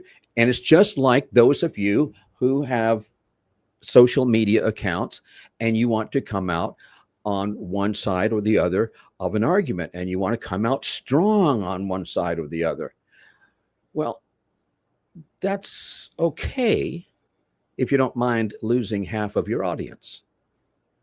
Do you want to alienate half of your audience? Keep your political stuff to yourself, or put a different name and get people in there who will agree with you, so you can all agree with each other and talk about how bad the other side is. But right. I'm very open. This is the poster I'm talking about, though. I mean, and I'm not putting you on the spot here, but it's like a normal person is just going to see that as a female, and that might turn some people off when they, like the one on the left, that's actually a Scott D'Amore's boyfriend or whatever you want to call it. But I don't know. To me, it's just kind of like weird false advertising, but I'm not going to put you on the political spot here. No, it's okay. I look at the poster and I said, it's an interesting looking poster. Yes, my eye is drawn there. I would have no idea that this is a biological male, if that's what you're telling me. And unless it hit me personally in some reason, for some way, in some manner, how's that? Then I don't think I would be all that upset. I say, they got me. It's just like when I'm doing color commentary and I see one of the guys and there's some sort of a move where I feel like, oh my gosh, that guy has a broken neck, and the headset and stuff is off, and I'm down halfway to the ring, and I'm getting up closer to the ring because I want to make sure that no one moves him, no one touches this person. We need to get a collar on his head if his neck is actually broken. And then the referee's looking at me like, what are you doing up here? And I don't see the sign, and I said, oh my gosh, they got me. They got me. Doggone, that was so amazing. I could not imagine this person's neck not being broken. So that's the kind of thing, the kind of ability that some people have, very few, have in the ring. That's just amazing. It's like, fool me. The other thing you were talking about earlier, let's talk about that for a moment. I went to, and that was the new WWE new show that I have not seen and probably never. It doesn't come out till the end of July. WWE Unreal, the where they take you inside the writers' room, which I do think it's going to be. I'll just throw this in quick. Do you actually think this will be raw footage, or this is going to be edited footage? Likely some setup scenes, probably. Is anything real? Is anything real anymore? Professional wrestling is the most real thing there is. Do you remember? Oh, wow. I used to tell people, I would say, I told them the story about my old friend, Rocco Michael Franzese, who was a mafia, organized crime type of a person. And he told me how he had to go collect money from one of his friends. And he went with, of course, a baseball bat, and he has to break the legs. And he told his friend, he says, look, you have to pay the money. It's nothing personal. You pay the money or I break your legs. And Rocky actually liked this person. He was a good friend. And Rocky was not going, he knew he had to, but what he did was this. He says, okay, here's $500. You go tonight or this afternoon, you go to your book, you go to bet on this football team, this professional football team. This team is going to win by this many points. Give me the money tomorrow that you win. And that's what happened. Anytime there's money involved, there are shenanigans. How's that? A nice way of saying it. So I always said professional wrestling is the only sport, and it was the only sport that organized crime would not bet on, because it was the only sport where organized crime could not infiltrate and where they did not know the outcome in advance. However, they did have a hand in various federations over the years and territories, such as the Montreal territory. In Japan, they had some involvement. You talk about like Canada Matters. Oh boy, you're going to get some heat over that one. Tell us a mafia story. Canada's great. Well, you're wearing a red suit because we just had Canada Day, so thank you for the tribute. Yeah, absolutely. And of course, I celebrated Canada Day. Oh, Canada. And I sang the other song too. What was it? Blame Canada with their hockey hullabaloo. And Brian Gaetano too. Blame Canada. It's not a real country anyway. That's from South Park, the movie. One thing I'll say about Canada, the national anthem, is they do it now various times. It switches from French to English. Oh. And most people, including myself, and I am Canadian, don't know when it switches. So it's like you're at these events like a hockey game, and suddenly everyone gets confused to someone that doesn't know any better. People would be thinking, how do these people not know their own national anthem? But it's just because half of it's in French. They would never do that with the American national anthem, make half of it Spanish. I don't know. I just had to throw that out there because it annoys me that they do that. Well, if they did it in Spanish, more people would understand it than they would in English. In the U.S., yeah. Well, where I am in Kansas, I mean, I have nothing against Spanish people, but this is about as redneck state as it gets. All right. Well, let's see. What else should we discuss now that we're discussing? No, we won't. Yeah, we won't. We've crossed into the politics. So the Spanish women are gorgeous, by the way. I have to say. Mike Hogs Long. Is that the one on the? Don't think so. The guy with the hat on? I don't know, but he's been watching you for the whole thing, so he must not hate you that bad. You must love torturing yourself, Mike. Thank you for watching, but you must love torturing yourself if you hate rock that much and you're still watching. But you have John here who's about me. That's good. John loves that you're referencing South Park, and he had a comment. He says, your suit, no joke, is lovely, and you are a true gentleman. So there you go. Fooled him, huh? I mean, the suit is lovely, but gentlemen, someone walks up. If you and I are standing talking somewhere and someone walks up and says, good evening, gentlemen, then I would look at them and I would say, well, what about me? Oh, but I don't know how to entertain, do I? Hey, doesn't matter. I got your money. No, in fact, you don't deserve to be in this business, Rock. You're right. I'm way too good for this business. I'll give you, you're actually a great guy. I'll put you up there as one of the nicest wrestlers I've met, and genuinely a good person from my experience. And I've met a lot of wrestlers. But you've been in the ring with Andy Kaufman. Is that true, or you've worked with him? No. Andy Kaufman and I had a mutual admiration society going, and we would send messages back and forth to each other through Rowdy Piper. And Roddy told me, he says, Andy Kaufman saw you on television and he thinks that you're really good. And I said, really? I said, tell Andy Kaufman that I am a fan and I think he's a comedic genius. So we went back and forth, like talking about how good each other are, how good each other was, I guess now.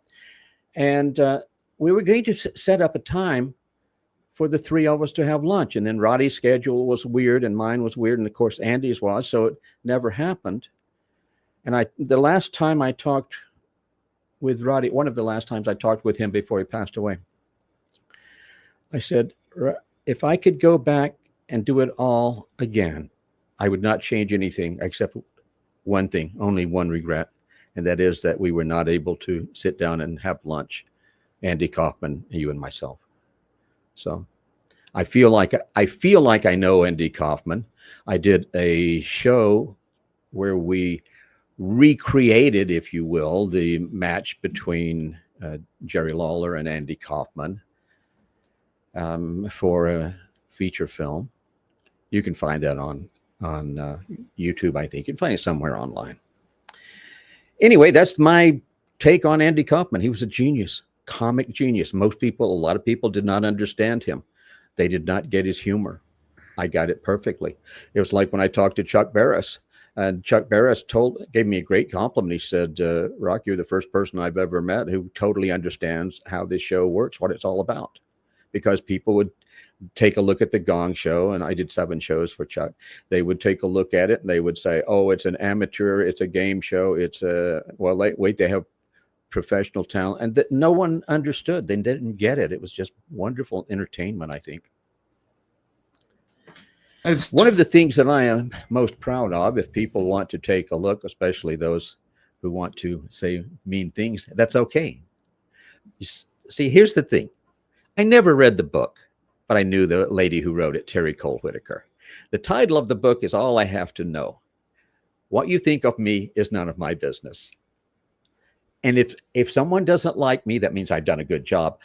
And it's not my problem. It's their problem. If I don't like you, that's my problem. It's not yours. Don't take it on. How's that? Well, one thing I notice myself is when I start to see like an increase in hater comments, it's like, oh, I'm having a good week. Because usually that means I get paid more that week because it means people that aren't my fans are watching my channel for some reason. So Okay. I look at it that way. John agrees with you, but someone else was asking while we were talking earlier about Rowdy Piper's son, Evan. Apparently you worked with him, helped train him or something at one point. I don't recognize the name Evan, except my son's name is Evan. Oh, maybe there's some confusion, but did you train Rowdy Piper's son at all? Nope. Okay. Nope. And Interesting. I'm going blank on his name right now.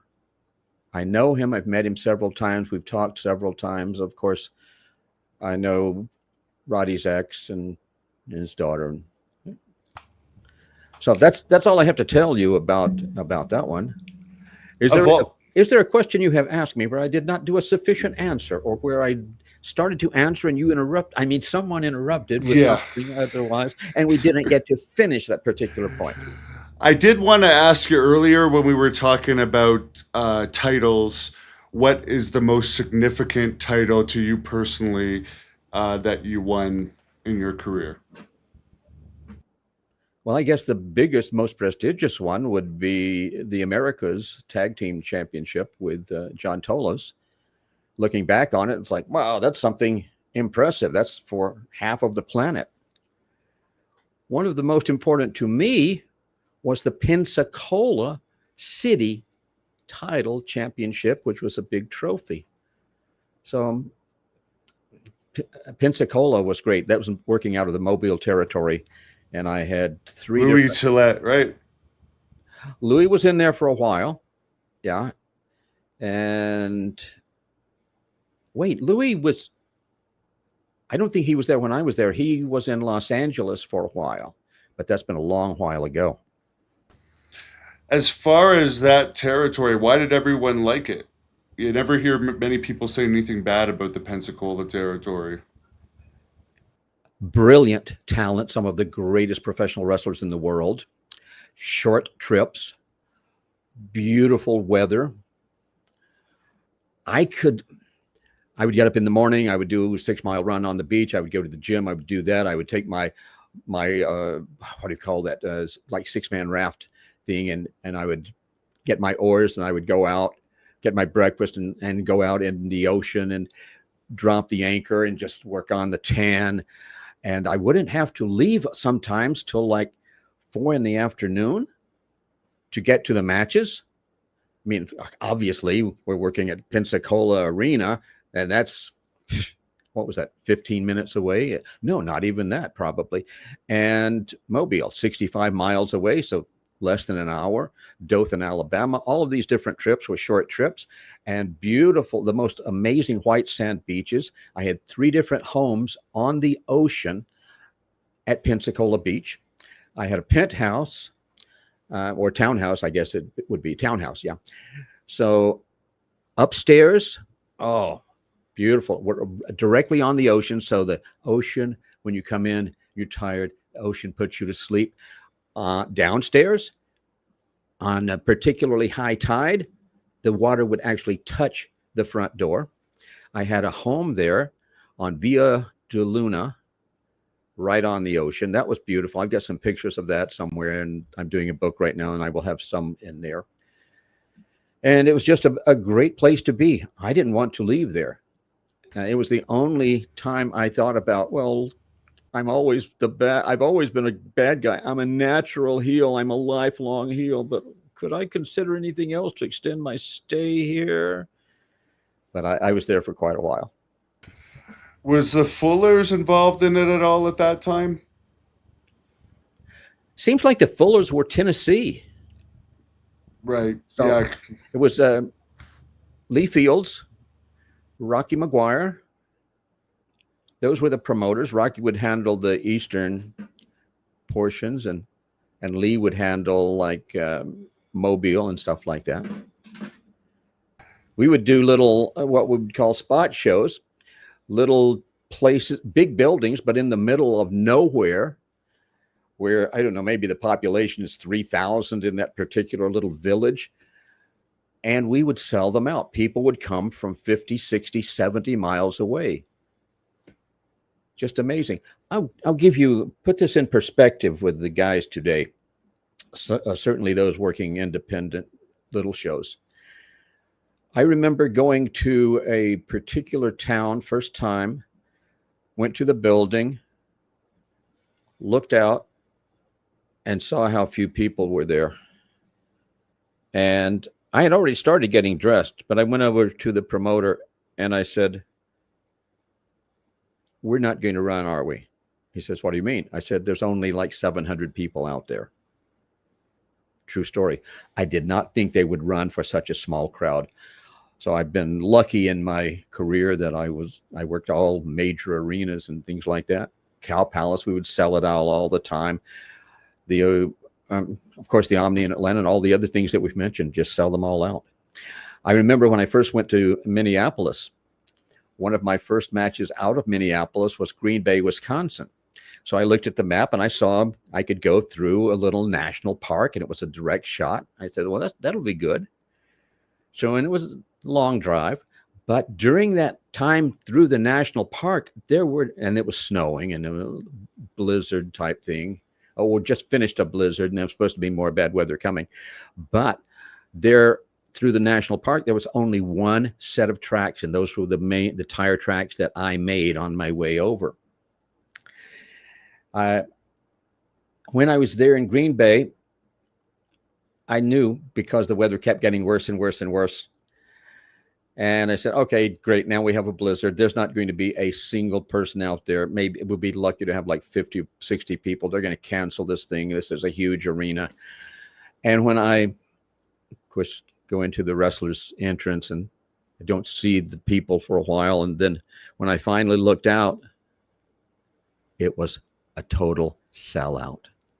And I said, I like this. I like the AWA. This is going to be so good. So much more money than I made in other places, except for maybe San Francisco. Made good money there too. And one of the people asked me, I said, I went through the national forest. You guys went all the way around. I just went straight through. Stopped and saw the deer and stuff. He says, you know why nobody goes through that way? I said, no, why? He said, because if you had a mechanical problem, you would have frozen to death by now. I said, oh, and no one would ever find you. It would be days or weeks before they found you. I said, oh. Anyway, you had a question. Yeah, I was going to ask you, no cell phones back then either, but for Ron Fuller was telling me before about a rib they would do where they would actually sew a venomous snake's mouth together and throw it in somebody's car for the road trips. Is there any crazy ribs like that just wouldn't fly today? Or like, because someone pulled that today, the guy would get fired, it'd be all over the news. Is there anything like that just would happen back then and it's like part of everyday life, but now it would just never happen? J.C. Dykes and the Infernos. I would travel with them, and they drink beer all the way there and all the way back. And I remember them being pulled over. And J.C. Dykes, great guy that he was, he had his door open. He was on the passenger side, riding shotgun, so to speak. And he had his door open when the cop came up, and he was leaning over outside, picking up beer cans that he had put there, picking them up and putting them in the car. And he said, man, there's so many people who don't care about the beauty. He said, look at all these beer cans. I figure so he got away with it. But ribs, so many ribs. Okay, one rib I can think of. Speaking of Johnny Valentine and Jay the Alaskan York, Jay York had asthma, I believe, and Jay had an inhaler. So Jay York went out into the ring to do his match. Johnny Valentine took his inhaler, whatever it was, emptied it out, put rubbing alcohol in it, put it back in his bag. Jay York came in, took this, almost died, took his shotgun, sawed-off shotgun out of his bag. This is Jay York.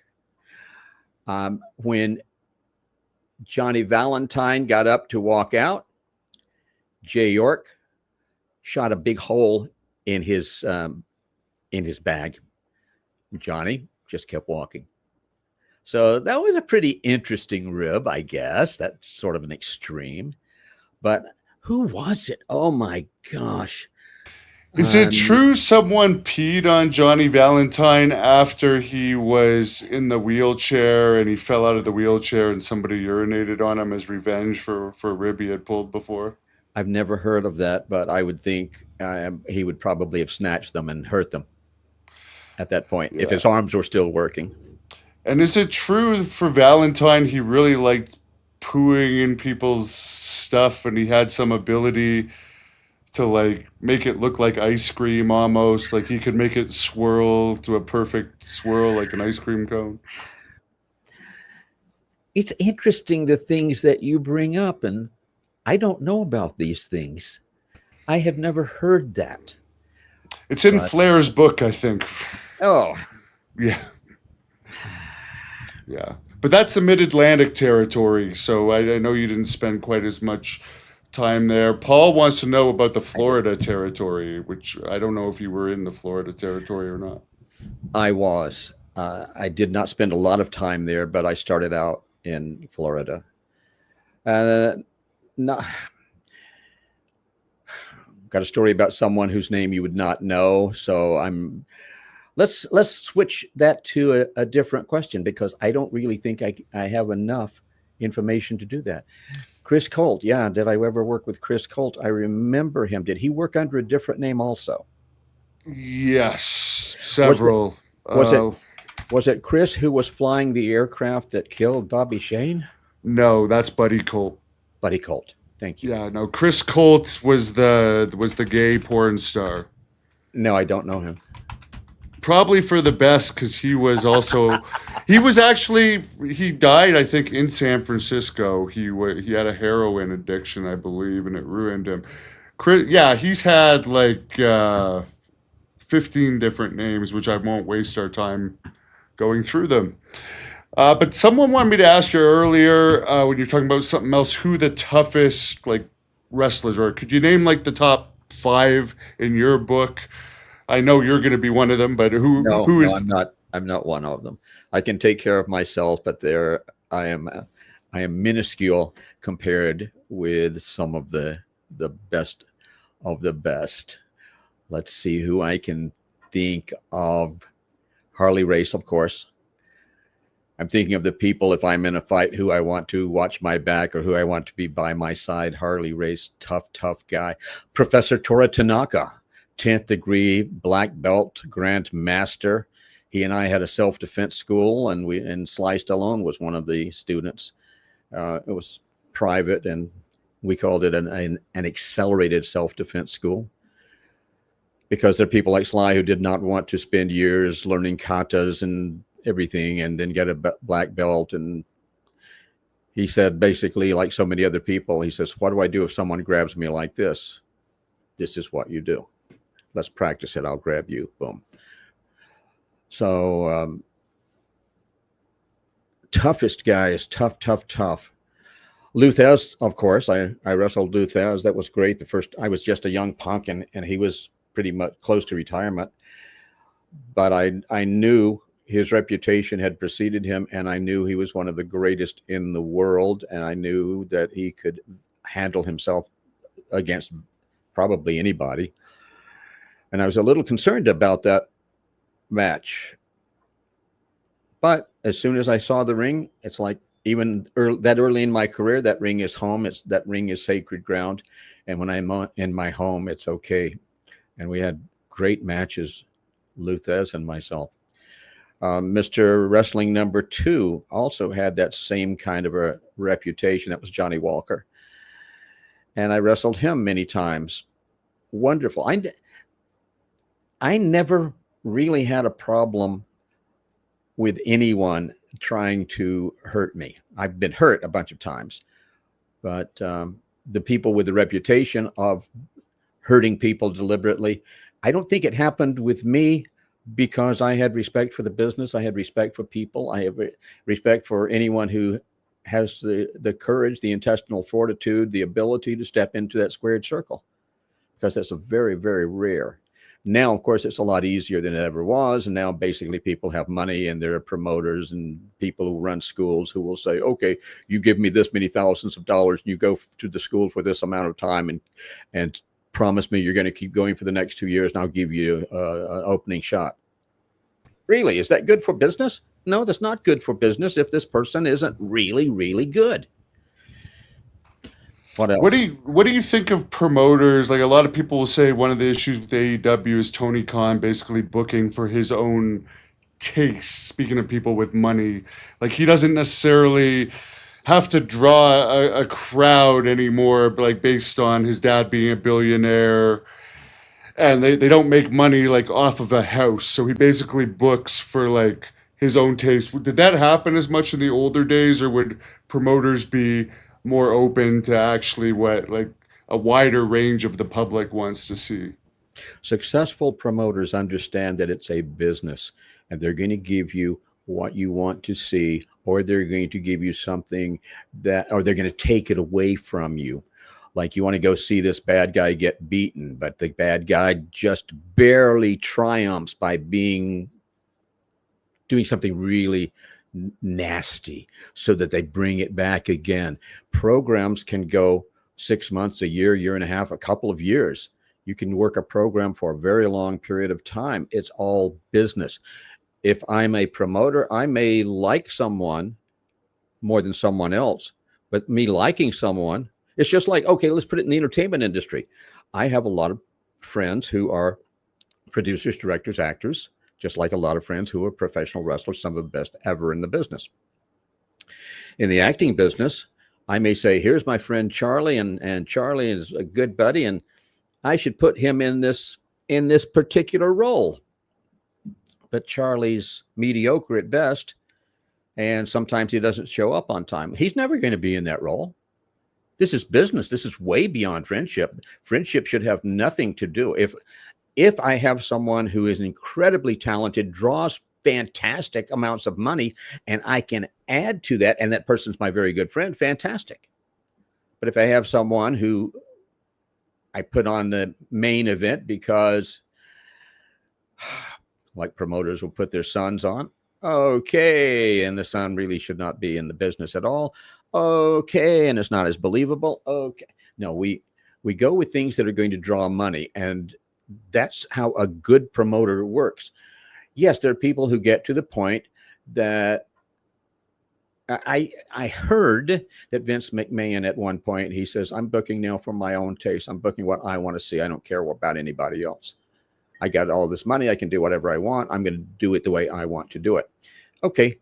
And so if you have promoters who are doing that, it's like you just mentioned, then what's my opinion on that? I'm not happy about it.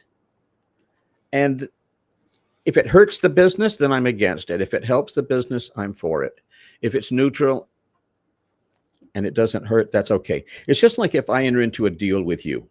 We decide we have this fantastic idea. We're discussing it. And I would ask you a couple of questions. If we move forward, is there any person on this planet, anywhere, who gets hurt by us moving forward? If the answer is yes, it's done. We're finished. If the answer is no, no one gets hurt anywhere on the planet if we go forward with this. I said, okay. Does everyone involved benefit? If the answer is no, we stop. If the answer is yes, then we can move to the next step, and we can negotiate money, and we can go ahead and draw up paperwork and what have you.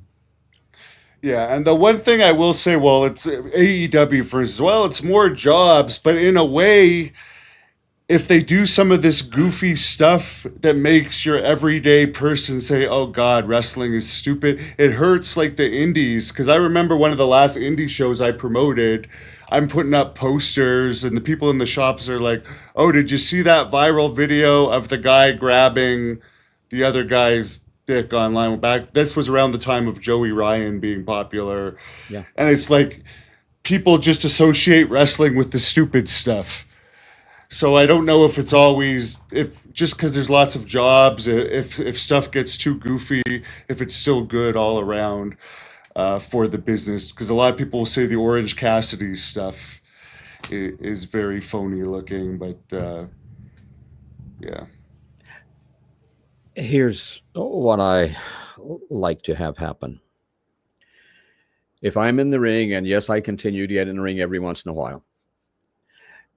If I'm in the ring with someone who is really good, maybe their local area champion, their idol, everyone loves this guy.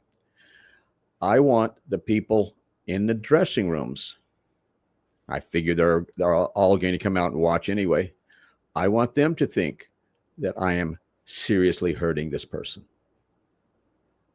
If they think I'm seriously hurting the person, fantastic. I want someone to think it so much that they're not sure whether they want to stop this or not. I like to, I don't know if I want to use the terminology here or not. I'm not going to say it. Again, too old school to do that. Anything that hurts the business hurts me. That's one of the reasons I don't watch hardly anything anymore. There is a promotion in Southern California, Empire Wrestling Federation. I do color commentary for them. And their slogan is wrestling the way you remember it. Is that 100% true? No, but it goes more in that direction than the majority of promotions. So they do Southern California mostly, but they do go up into a couple of other states. That's all I have to say about that. If you insult the business, I take it personally. And one thing I wonder what your opinion is on this, because a lot of people were saying last week they had Charles Robinson, a referee, sell after the Saudi Arabia show for like until the whole crowd had left, and everyone was talking about how great it was that he was selling so much. But it's like, how come an ambulance didn't come? Just my thought exactly when you were saying that. I did not see this. I had seen that picture. But if you're saying this is like 20 or 30 minutes later, yeah, then, and no ambulance was there to pick him up, then there's a problem there also. Yeah, because we know when, like, the previous week, a girl separated her shoulder in a match, and the medics are, like, right out there. So, I mean, there doesn't seem to be consistency with injuries. There was a fan on here saying Luthez was a jerk inside or outside of the ring, but great in the ring. Do you have anything to say about that? To whom was he a jerk? Is this a statement in general? He was a jerk to the fans? Is that what I believe I've heard Rick Brooks, he's a member here, regular commentator. He refused to give him an autograph once, so I think that's what he's bringing this up for. Then that's personal. How was your experience with him? Nothing but respect. And even I was amazed too, as this young kid who had just been in the business for a short period of time, being in the ring with one of the biggest living legends that there ever was, and one of the greatest of all time in this sport. And it seemed to me that the respect was almost mutual.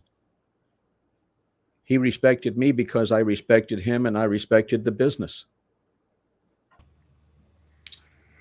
Paul says, you mentioned NWA. Do you have any stories about Vern or the talent you were working with around that time? AWA. You said NWA. American Wrestling Alliance. Greatest place. Oh, I loved working there. Super long trips. Oh, Vern had an aircraft, a Piper Navajo.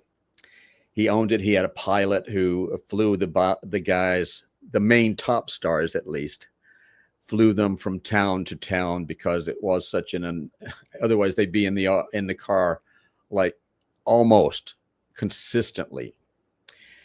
And I remember the people who were there at that time on one of these particular trips in that Piper Navajo. Let's see, there was, give me some top names there, and I'll tell The you. Crusher, I Dick think the Crusher was Bruiser, no, Baron von Raschke, Baron von Raschke was on the flight. Mad Let's Dog see. Vachon, Jesse Ventura, I think so. No, Ventura was not on the flight to the best of my knowledge. Jim Brunzell, No. Nick Bockwinkel, Harley Race. So a bunch of people Larry, like that. You just cut yourself off. Larry the Axe Henning. Larry may have been, I don't remember. I can't say for sure. But anyway, here's what happens. I can tell you this as a private pilot. Couple of things. There are two tanks, two wing tanks. There's a lever. You got to get it on camera here. There's a lever where you switch from right tank to left tank or both. And so you'll drain one of the tanks and then you'll drain the other tank, and you keep them pretty much even if you can. But there's different times and different reasons to do that. This aircraft was at altitude, at a fairly high altitude, twin engine aircraft. I'll say right tank, it was on right tank, fuel starvation. The fuel in the right engine for the right wing, it went dry. The pilot lost a few thousand feet of elevation by the time he switched it to the left tank and was able to restart the engines. At that point, these major people, major talents, major legends, they didn't want to fly in that aircraft anymore. That was okay with me because it was always so full. There was no room for me in there, and I'd have to drive these incredibly long trips. So now that they don't want to fly in it, but some are, of course, are still going, but a bunch of these guys absolutely refuse to ride in that aircraft. So I was taking my first trip in that Piper Navajo, and I asked the pilot. Left seat is the pilot, of course, and right seat would be the co-pilot. He had no co-pilot, and I said, "Can I sit up front with you?" He says, "Absolutely." So we're avoiding storm cells and flying, and I thought it was just fascinating to me. And he says, "Okay, put your hand on the wheel. Put your feet down here. These are rudder pedals. You're not going to do anything with the rudder pedals right now, but I'm going to hand the aircraft to you and just hold the wheel, hold it straight and level." I said, "Okay." He says, "Now let's just go a little bit to the left." I said, "Whoa." He says, "So is this the first time you've flown an aircraft?" I said, "Yeah, first time." So I'm flying this aircraft. Then he takes over, of course. But the bug got me. And that was what spurred me on to get my own pilot's license, to buy my own aircraft, and to fly myself around. And I noticed that something just hit the screen and off real quickly. Is that something to which I should? No, it's just the guy commenting further about the Luthez thing. It's nothing. It's not an insult to you. Don't worry. No, I don't care about insults. That's good. I can do insults back and forth with anyone, and I enjoy doing it. It's fun. I wanted to ask you before we go here. We also cover UFOs on this channel. You were kind of joking about the Pleiadians or something earlier, but you also mentioned you're a private pilot. Yes. What are your thoughts on that phenomenon? What is it? And what did you think the drones were, that big drone situation back in December? We still don't know. I never saw any airborne object which I could not identify as a pilot, nor as a passenger in a commercial aircraft. And of course, that was many hundreds of hours. They probably got more hundreds of hours in commercial aircraft as a passenger, a lot more than I do as pilot in command of my own aircraft. What do I think the drones were? Probably drones. Will we ever know? No, we'll never know hardly anything.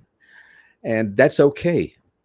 I had a fellow who worked with NASA, and some other part of the government that I guess doesn't officially exist, but he had way beyond top secret clearance. I was asking him about different things. He was in my office in Hollywood. We were sitting there talking, and he said at one point, he says, "Do you really want to know what's going on?" I said, "I'm curious." He says, "If you want, there's a place in Nevada. You may or probably have not heard of it, but you've heard of some. And you've heard of skunk works, you've heard of different things." He says, "I can probably get you clearance and give you a tour."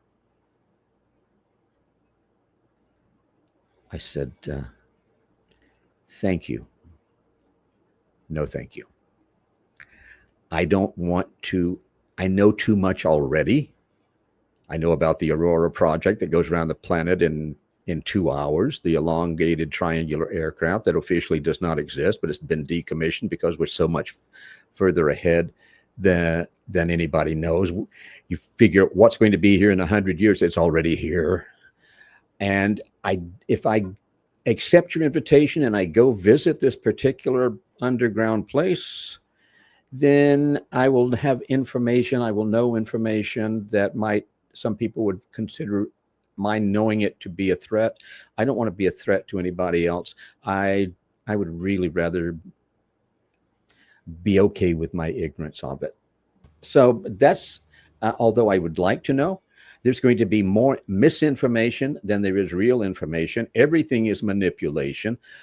I said this before, and I said it's semi in jest, but I also believe it. I believe nothing that I hear and about half of what I see, because there's stuff now. Like, for example, I think this is somewhat common knowledge. There are going to be these amazing figures in the sky that are three-dimensional and are whatever your religion is. It's going to be your particular savior, prophet, what have you. Yeah, not real. Holograms of spacecraft. Should I fear them? They're holograms. But should I fear them? Yeah, those. Oh gosh, I'm going to get into such trouble. Yes, there could be some severe critical injuries as a result, but it's not coming from a spacecraft. And do we have some of our stuff flying out there that's really futuristic? Oh yeah, I'm sure. All speculation. I have no knowledge of any of this. And for those of you who are listening in who have 3 letters besides your name and you're part of organizations that do not exist, I'm just kidding, just entertaining, because one of the people says I wasn't entertaining enough. So I am entertaining you with speculation. Now I'm covered. So, for instance, like for this Hayam Meshed from Israel, who used to be the director of space security there for 30 years, saying that Israel and the U.S. have made contact, and there is some sort of agreement between visitors and those two governments. Do you think that's all just speculation? Do you think it's possible? Or what do you think? Everything's possible. Anything's possible. And I can create anything. My friends who buy into a lot of different stuff and about, okay, this person wants to take over the world, and UFOs are coming now from this galaxy to attack, and all the different things. The fact is, give me something really outrageous, something I could say about someone, especially now that we can, with Photoshop is like so ancient, we can do anything now. I can put something on social media the most outrageous lie and do it in such a way that the majority of people would say, oh my gosh, it's happening. Oh no, what do I do now? And it would just be something I created. When we look at things, we hear, okay, this person says this. It's a person. Is that person sane? Does that person have an agenda? Will that person make money? If I come up with something outrageous enough, but just a little bit believable, will people pay for that? Yes. I did something as a publicist. Oh gosh, must have been 25 years ago now. It was a series of live events, UFO 101, UFO 201. I'm going blank on the name of the person who did it, but he had a contract, an understanding with the one-armed guy and all the Pleiadians and stuff like that. There was more visual proof, if you will, more physical, if you will, proof, more video than had ever been presented before. J.W. Room. I'm trying to think of the person's name, but we had a full page, our newspaper story in the Orange County Register, I believe it was, in California. We sold those things out. And the person who was doing it, he said, you may get some odd phone calls. I said, okay. He says, because we're exposing some stuff that makes other people uncomfortable. I said, okay. And I asked him, I said, if we get a phone call like that, if I get a phone call like that, and it's like a threatening type call, or if we have a choice of being bribed or threatened, what kind of a bribe do we take to never do this again? He says, let's split $1 million. I said, okay. I got one strange phone call, and it didn't go that far, but yeah, Nordics. There you go. Someone just popped up, Nordics. It's unusual. It would be really strange and mathematically probably close to impossible that the only life form would be the Earthlings. Yeah, because as I said, I came 444.2 light years to be around Earthlings, and which is why I was able to be such an amazing wrestler, and because I could look down my nose and say, oh my gosh, this is a punishment being around Earthlings. What else do you have for me? So your straight answer on it to cut that down is you're not totally saying that we could be not visited. It's possible, but you haven't seen any direct evidence of it. I wonder if there are ants in colonies who talk about the giant two-legged creatures that exist. Why don't they come to us? Well, I don't know. Maybe they look at you as ants. Maybe people are so far beyond. I mean, Earthlings would be like not even worthy of being in a zoo, not even worthy of being a circus animal. I have no idea. As we evolve 100 years from now, 200, 300 years from now, we look back, would we want to be around us?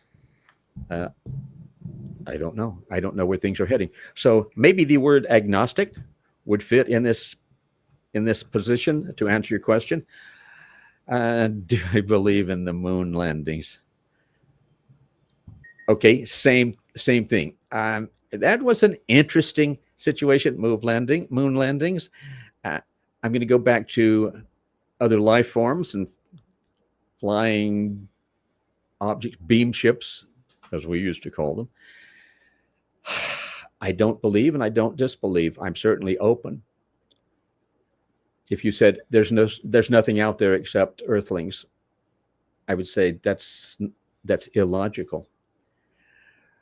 They're here. They live under the earth. Maybe, I don't know. You've probably met some and you just don't know because they fit in. Well, that's a little more difficult to grasp. But then again, we can only expand our minds to a certain degree.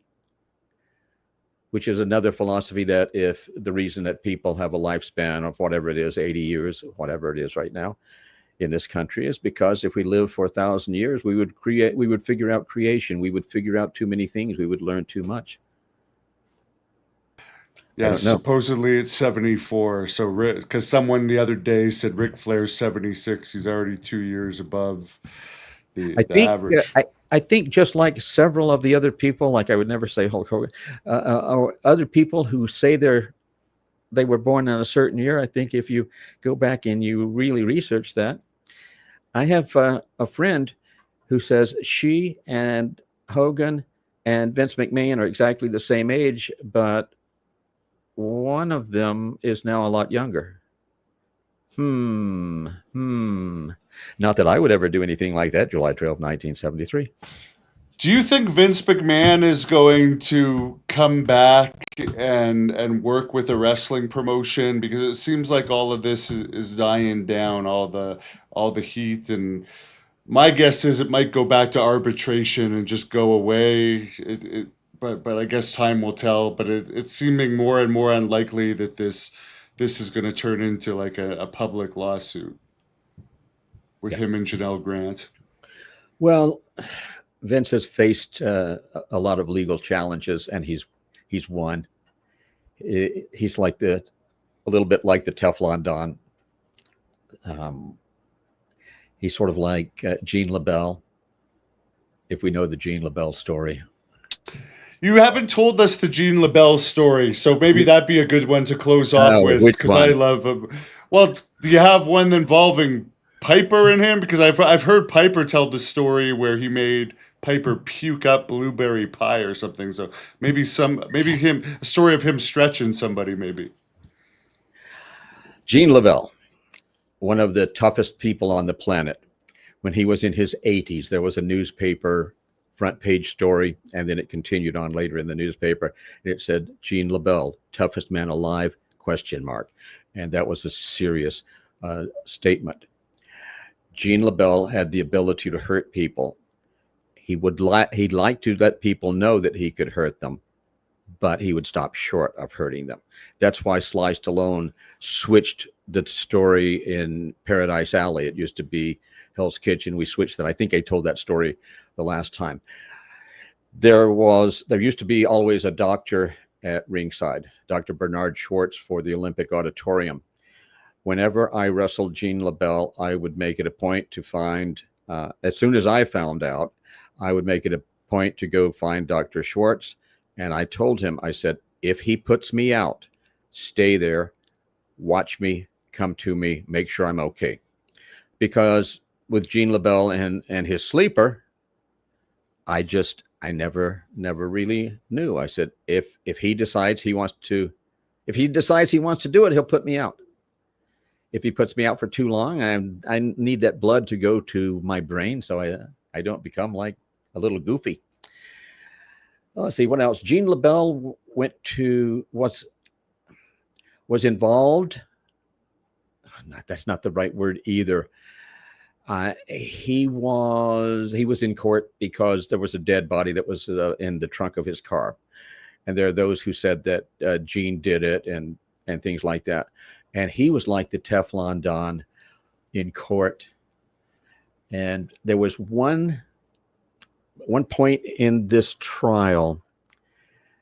I'm thinking of the famous announcer for the Olympic Auditorium who did wrestling and boxing. Someone throw the name up for me. But that announcer was there, and he was being questioned by the prosecution attorney, and the prosecutor, this attorney went through all the, now, don't you understand? And isn't it true that, and he went through all of this. Jimmy Lennon Sr. Jimmy Lennon. Thank you. Yes. Jimmy Lennon. What a wonderful man. Wonderful, wonderful man. But Jimmy Lennon, after all of this thing, gosh, it must have been a 5-minute question or more where the attorney is putting this information out and this and this and this. And he says, now, is it not true that what I've said is absolutely correct? And Jimmy Lennon, after letting all of that happen, he says, Excuse me. I have a little bit of hearing problem here. Could you repeat what you said? Just, it was brilliant. He was working. Jimmy Lennon was working the court. Of course, Gene was working the court. Gene changed the spelling of his last name so that because he hated his brother, Mike. There's a lot. I did not know that because he wrestled for Mike and he was like the policeman for that territory, wasn't he? He was. Good guy. I did judo with him. I would go over at his invitation and we would play judo a bit. So I would learn stuff from him. He was a master.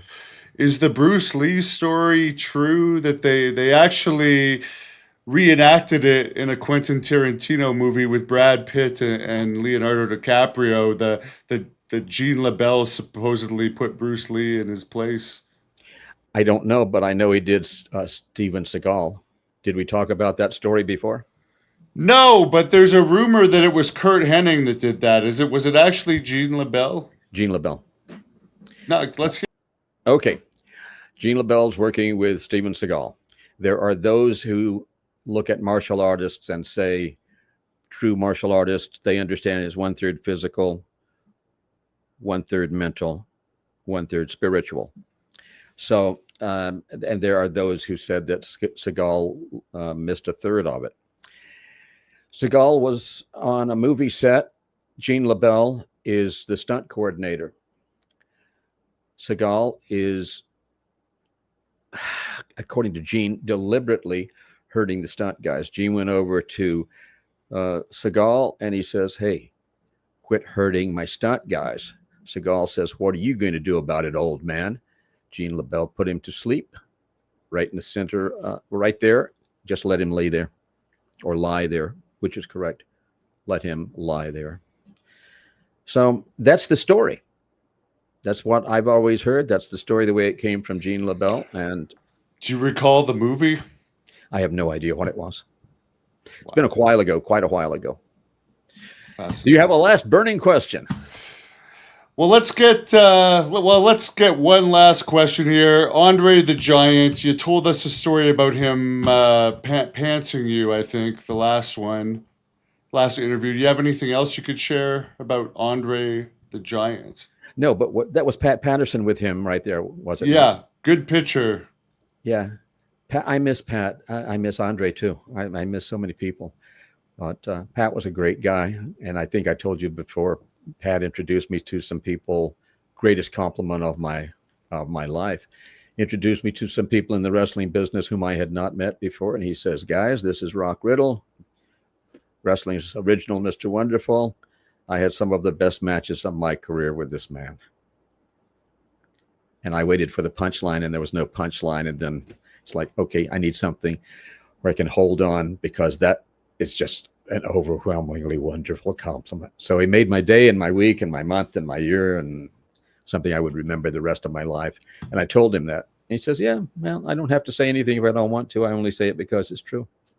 But we had wonderful matches. San Jose, for example, 45-minute Broadways. You know, people in the business don't know what Broadway is now, younger people. So we'd do a draw, 45-minute draw, and then one of us would ask for 15 more minutes. And we'd go 15 minutes more. And it was like poetry in motion, just brilliant, wonderful. I think he's misspelling here, but he's at someone. We'll throw in one quick question. Did you know Lord Alfred Hayes? Did not. No. So now we have to do one more question where I can give you an answer that other than no. Well, there was Rowdy Piper had some heat with Pat Patterson. Did you ever hear what that was legitimately about? No, you're friends with both of them. I do not know about it. But then I was not the kind of person who got involved with people talking about people. It's like, I'm here to do my job, guys. I don't take sides. It doesn't matter unless there's a true injustice. And if there's a true injustice, you know, I'm the person who will, my personality, burning building, there are people in the building, I'll run into the building.